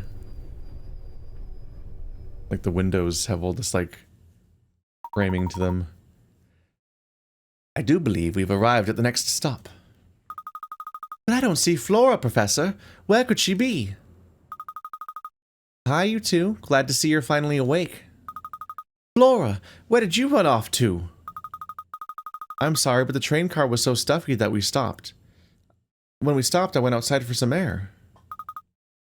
You went out alone? Are you crazy? It's dangerous out there. Who knows what kind of creeps we could be lurking out about? Oh, well, I'll be more careful from now on. Watch your tone, Luke. A gentleman always remembers to treat a lady with kindness and respect. Now, since we're all back together, why don't we get off this train and see where we are?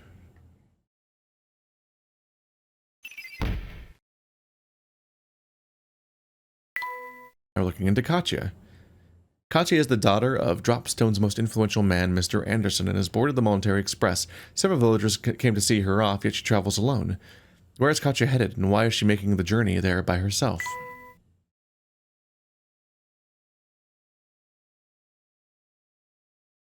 We have arrived somewhere new. I still haven't actually just like gone around. Huh. I guess we just don't explore that train car at all? This place gives me goosebumps. It just stands out to me as slightly weird that we've not been able to walk around at the front section of the train at all. They literally just teleport us directly into a room, and then when we leave, we get teleported directly out of the train. I'm like, what? We've been walking around on the train like hallway this whole time. Like, there's probably more than one car up here too, right? Oh well. Yes, I'd second that. I'm sticking close to you two.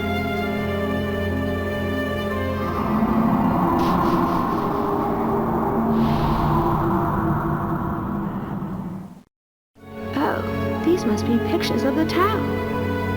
Indeed, and old ones from the look of it. Judging by their condition, I'd say they're at least 30 years old. Wow, how do you know? Oh, that's right, you're an archaeologist. Of course you know. Now, Luke, don't tell me you actually forgot. Well, we'd best press on.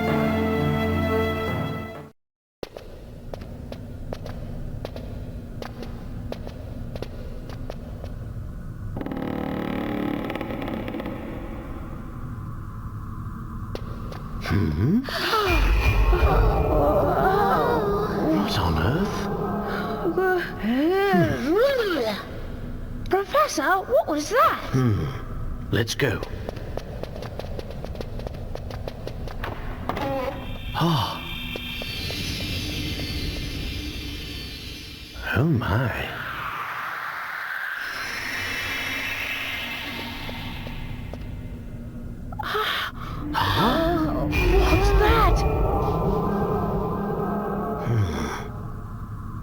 Oh.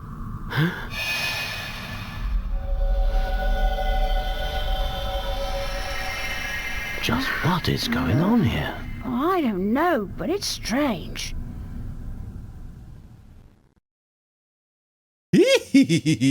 Welcome to our strange circus town. Folsense Station. Minutes after Professor Layton, Luke, and Flora's arrival on Folsense, the rundown train station transforms into a gleaming, ornately decorated building right before their eyes. What caused the sudden change to the station's disappearance? Change to the station's appearance, blah, blah, blah. Following rumors of the Elysian box, the Professor, Luke, and Flora set foot in a strange town. But cautious as they were, nothing could have prepared them for the events to follow. Honestly, not sure what their standard is for strange in the setting. It's all wild.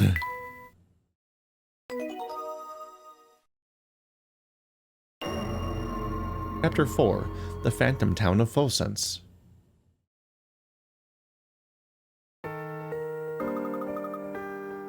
So this is the Phantom Town we heard about, huh? It's like something from a horror novel. I find the place unsettling, too. But we mustn't let that keep us from our investigation. Who knows what kind of valuable information we might find here about the Elysian box. The Professor, Luke, and Flora decide to walk around the town. Sir? Ah, funny running into you here. Hello, howdy, hi, and all that. Hey, you're... The mailman, yep. I've got mail to deliver here, but it's so dark that it always takes forever. It looks very not dark. It looks extremely bright everywhere. No wonder that people always seem on edge here. Well, that's all the more reason I need to bring a little sunshine into everyone's life with the mail. Wow, you deliver letters all the way out here. I sure do. And I've got a schedule I keep while doing it. So on that note, I'll be off. See you around. It would seem our friend, the postman, works a very, very wide area for mail delivery. Really? But how does he do 2 routes every single day? Unless he has some kind of jetpack, that's just impossible. You may think so, Luke, but our world is full of inexplicable phenomena. This is but one of many. I guess so, but it still seems so... It still seems pretty much impossible to me. We're gonna find out that the train track just went in a giant circle and we're just back in the original town again from the other side. That bronze statue appears to be well cared for. It's funny that hearing them call this place a strange town, because I'm like, what is the standard for that? What normal town does this game have? What is considered normal? Which people are supposed to be the normal ones in this game? The handrails here bespeak a level of polish. Pride flag! No, not really. Ah. Oof. Are you alright there, Flora? You don't look well. I'm not sure. I just started feeling sick all of a sudden. You're as pale as a sheet. We'll find a way for you to rest straight away. I don't see any hotels around. If there were, you'd think there'd be a sign or something. Despite the lack of advertising, I'd say one of those buildings over there is a hotel. The Professor, Luke, and Flora decide to seek out a hotel.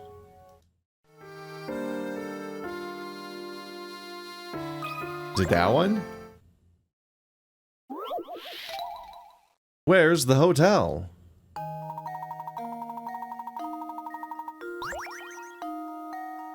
In front of the town train station are 4 buildings standing in a row.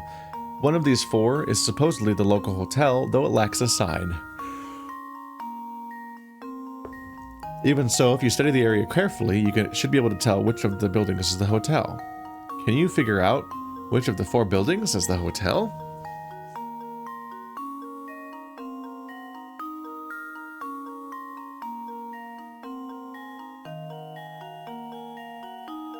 Well, the left one looks like a factory. The chimneys.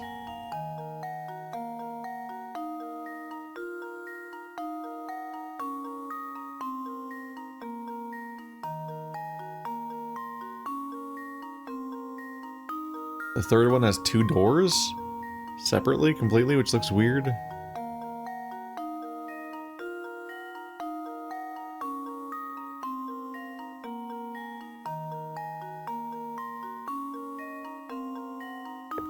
I supposed to think a weather vane somehow means something isn't a hotel?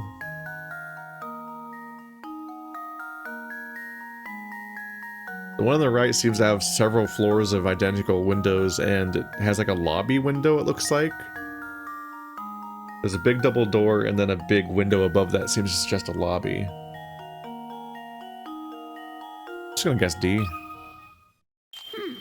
Maybe I'm missing a detail here. Okay, I guess I'm not getting something about this. Looks like I botched that one.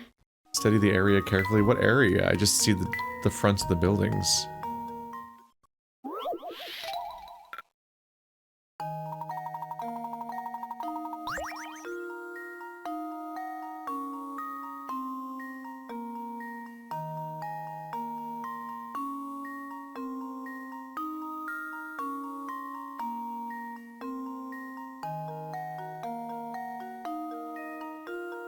Study the area carefully? Like...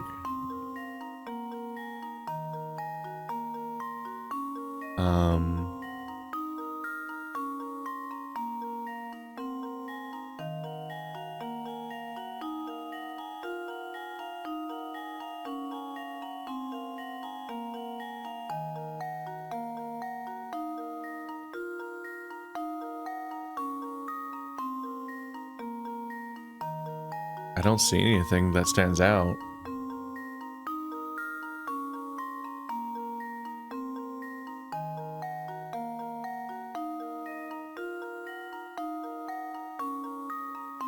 This building is just really weird, so it doesn't make any sense to me. B?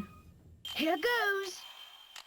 Oh, well now I'm just guessing through all the options apparently. That wasn't right. Whoops. Well, this is just a shameful display now. But I don't know. I'm missing whatever the thing is. The 2 that I'm most sure aren't hotels are the ones that are likely hotels. What? Fuck it. Let's find out, I guess. Just leave it to me. What? Why am I supposed to think that one's a hotel? Too easy. It says hotel.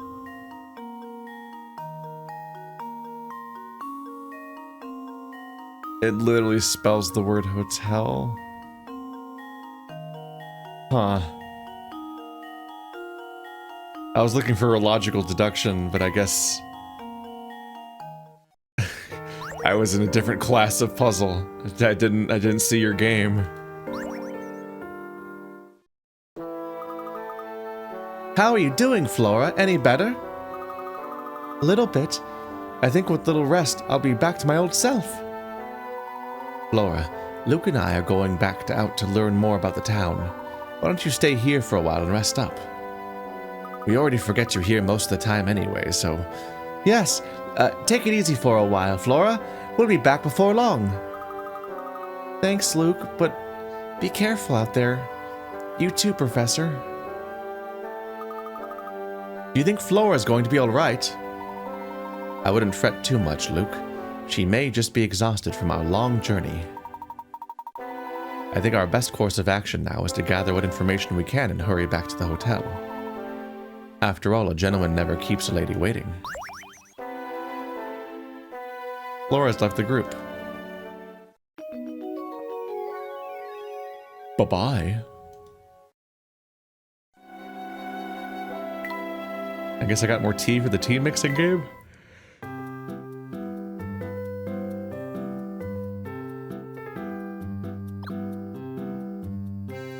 Mild dream fluff. I think it's mostly just arbitrary, right? You just kind of like, did it work? Or did I make a poopy? Oh no, I made a poopy. Oh no. The tea is foaming apparently. Oh.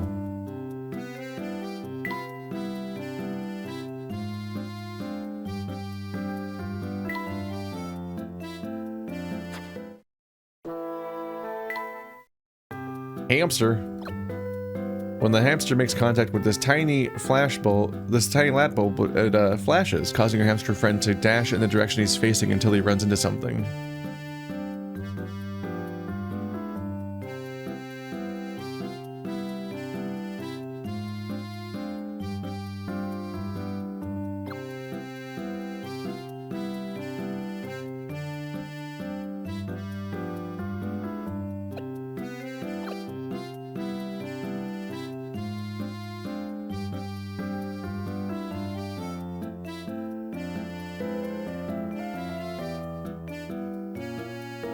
How do you even use that?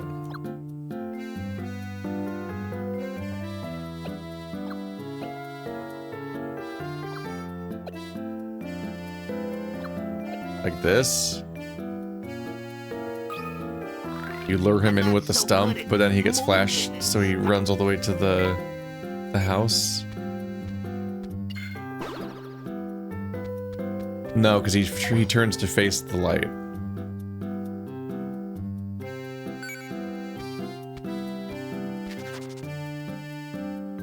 Okay, so that's how that part works.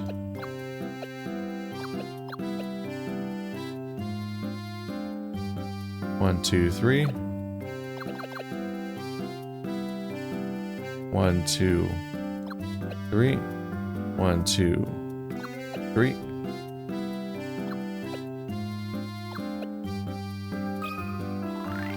We're not getting any higher scores because we already are.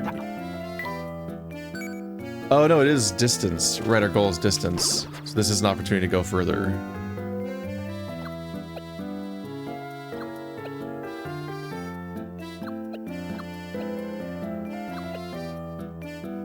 I don't really need the block, do I? I don't know, there's nothing else to do with the block. So if I run all the way over here, then go 1, 2, dit. 1, 2, dit. 1, 2, dit. 1, 2, dit. Got any snacks around here? It's going horizontal. The screen's more horizontal than vertical, so that's how you get the highest distance.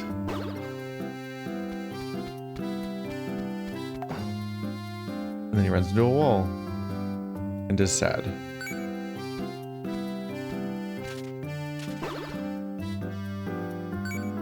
Yeah, so that's a huge boost.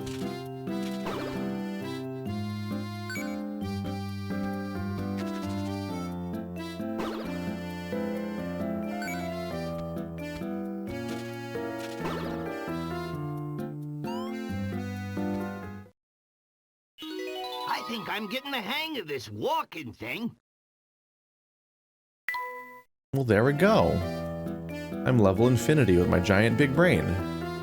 Now our goal is 1 higher. Well, we'll be getting there before long.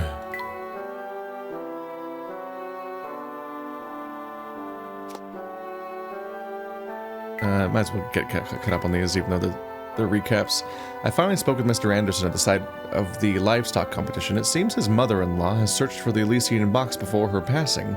Though Mr. Anderson doesn't know why she was so intent on finding the box, it's clear to me now that the Elysian box and Dropstone are inextricably linked with each other. Though I don't yet fully understand why. Oh fuck. I've fallen behind a bit. I'll get back to you guys. It's a lot of notes. Good evening, sirs.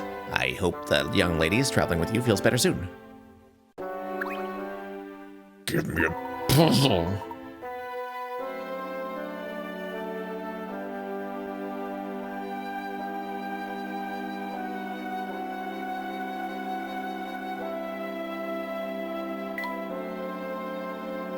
Take care you don't fall on those stairs, Luke.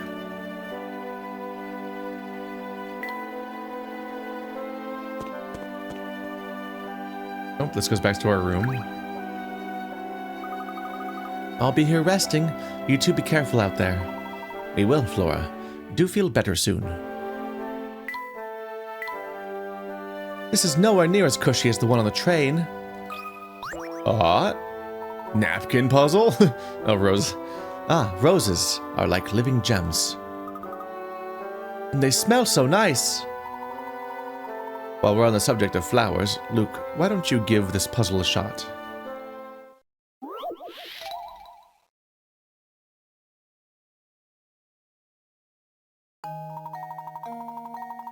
Nothing smells quite as sweet as fresh-cut roses. Can you help freshen up the whole room with their fragrance? Tap a square with your stylus to place a rose. The fragrance on each rose reaches 2 spaces in all directions. Okay.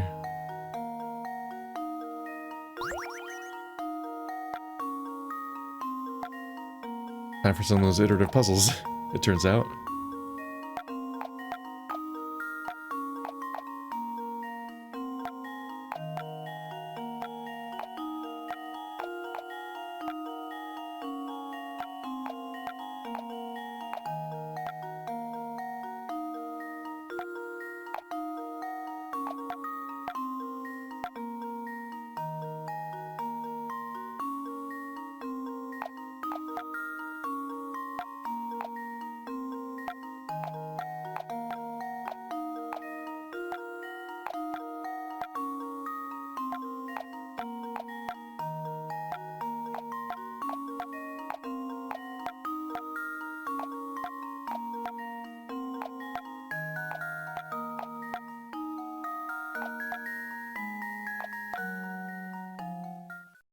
Just leave it to me.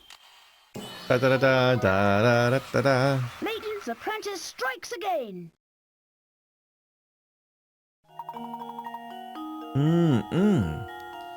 With those roses in place, the whole room will be smelling great before you know it. There we are. That takes care of that puzzle. Nothing creates a feeling of tranquility in a room quite like a fresh bouquet. I'll say, those flowers in the Momentary Express's deluxe rooms sure made me feel relaxed. Ah, yes, the ones that the conductor placed in the rooms were nice. Of course, it's so obvious. I can't imagine why I didn't think of it till now. What do you mean, Professor? Luke, think back to when that train car switched tracks. Can you remember anything? Well, honestly, I don't remember much. Everything's kind of foggy since I dozed off during all that. Of course you did. The sudden sleepiness we experienced was no coincidence. Furthermore, I don't believe it was a mere chance that we awoke upon our arrival in Folsense. No, I say our little nap was part of a larger plan. What plan would that be? Were to venture a guess, I'd say those roses Sammy planted around the train that knocked us out. Then while everyone was asleep, they switched tracks. Precisely, my boy. And at that point, one car slid off. I'd wager that only those riding the deluxe rail car were taken away to Folsense. Was I not? I thought I went into the deluxe car.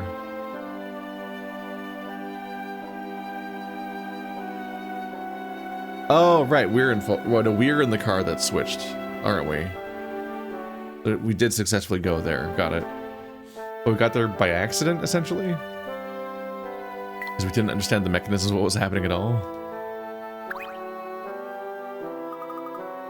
You're right, there's something about flowers that really is relaxing. Oh, a coin. That's a huge mirror, not a single streak in it.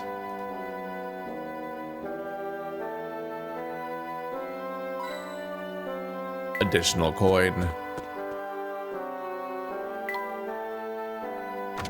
Alright, back outside then. Seems I can't do much else here.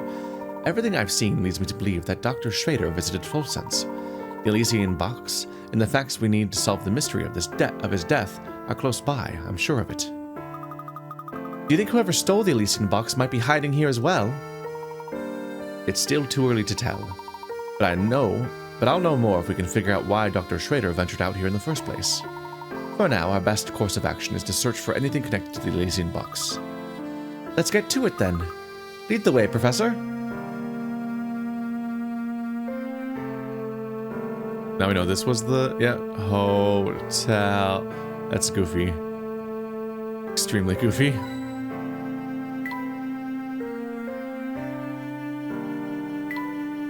And we're not checking any other directions out. That's the door, yep. Click the middle spot, thinking it might do something. It did not. Mark my words, Samuel. It's here in town, I can guarantee that. You ought to scour every inch of this place and bring it back to me at once, got it? Aw, come on, Uncle. You really think it's everything people say it is? I don't know. Sounds kind of like sounds like a lot of baloney to me. Are my ears playing tricks on me? I could have sworn that you just told me that my information was wrong. You're in no position to be lecturing me on the subject. Now get out of there. Now get out there and start looking.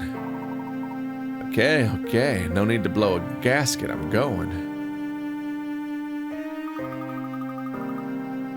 What do you think Mr. Beluga and the train conductor are talking about, Professor?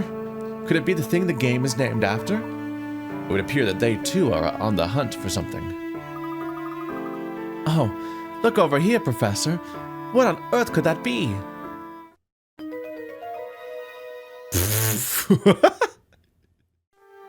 Those locks. Oh my god. Calm down. It's some variety of strange book. Perhaps someone dropped it while running about town. Yikes! Get a load of this crazy cover. What's the symbol on it? Let's have a look. The symbol seems to be in the shape of a goat. Well, whatever it is, it gives me the willies. But I do wonder what's written inside. Hard to say with the book locked up tight as it is, isn't it? Still, the symbol's very intriguing. Say, Professor, may somebody in that antique shop, maybe someone in that antique shop over there can tell us something about it. Excellent idea, Luke. Let's begin our investigation there.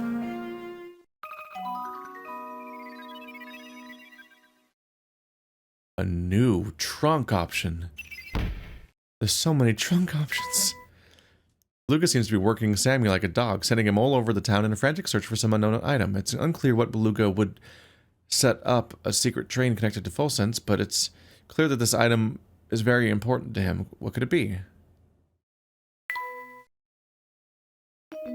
Secret train, but to a place that people just fucking live in and you could just go to, so it's like, why is it... How secret is it? Huh.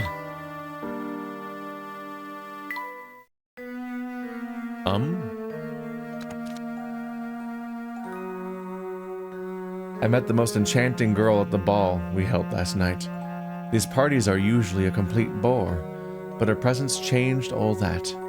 As the Duke's son, the unfortunate reality is that most people are either unnaturally polite or fawning over me, but this girl was warm and real, and she treated me like anyone else. It was very refreshing indeed. I do hope to see her again. And that's why she's moving here. Alright, got it. That's why she's running away to come to this town, is because of this guy. Street vendors are so cool. There you are. Inspector Chelmy, where did you come from? Took the words right out of my mouth, laddie. Wasn't expecting to see you two in a place like this. After some field work in Dropstone, I was able to deduce that this town and the Elysian Box are linked. Dr. Schrader had stockpiled quite the stack of research in the Elysian Box. The criminal I'm in pursuit of, more likely than not, killed the doctor to get his hand on the box. So instead of chasing the man, I decided to chase the box. When I find it, I'll find the culprit. Wow, that's a solid bit of reasoning there. Didn't expect that from the inspector. Say something, lad? No, sir, not a word. Good, because I've got no time for idle chit-chat. I've got a murder to catch and cart back to London. Come along, Barton, we're leaving. I mean, yes, sir.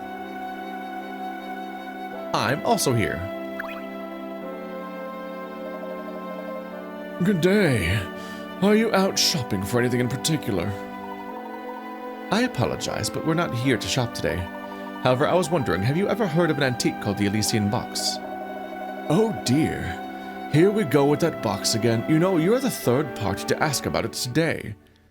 The previously Chelmy, and then before that, the train guy. The third? Those two detectives you saw were just asking about it, and half an hour ago there was a young lady. Oh no, never mind. She seemed interested in knowing whether anyone else had been searching for the box around town. Can you describe the young lady? Oh, she was quite the beauty.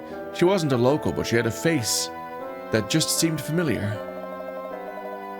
And the officers, well, they said they were here on an official police investigation.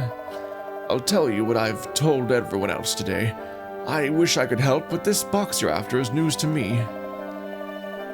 One of my visitors, I forget who, mentioned something about the box having quite a history behind it. If the thing was ever in Folsense, it might be worth checking at the Herzen Museum. Where might we find this museum? Just look for the big building in the middle of town a ways to the north. The museum houses a wealth of documents celebrating the history of our town. These are extremely useful. Thank you for the suggestion. We'll be sure to pay the museum a visit. Oh, before you run off, would you mind if I took a look at that box we've got there? Feel free, my good man. Yes, the construction is quite unusual for a box of its age. Lovely work, and very rare, I'd say. Would you happen to know anything about this symbol on the book's cover? I think she said book, not box, whoops. I was just about to comment on how familiar that symbol feels, though it has no significance I'm aware of. I must confess what drew my eye to the book was its locks. Old gadgets always fascinate me. Its construction is very basic, so you might be able to turn the locks with any old key you stumble upon. That's stupid. As a matter of fact, here, why don't you see if this key does the trick? It's my way of saying thank you for showing me something interesting. Oh, many thanks, my good man. You got a diary key. Each key unlocks another chapter. What the fuck? It's just a completely nonsensical diary where any key can open up any lock, but somehow every key is single use and is lost in the process somehow, and you can't just open every lock with the same thing. Also, every time you write a single page of diary, you then lock it separately. Gee, it's too bad we didn't find out more about that book in there. It certainly would have been nice, but we'll have to put the book aside for now.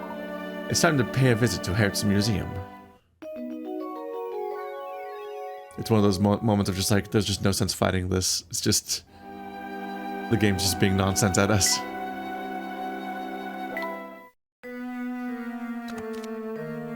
I had the great fortune of bumping into the girl from the ball again today. She's the daughter of some fancy lord or another, and it shows. Her intellect is matched only by the grace she displays. To be honest, I'm quite taken with her, and I've already started courting her. However, I feel her father seems less than pleased with the idea. And that's the plot of the game. Boom. Got that sorted.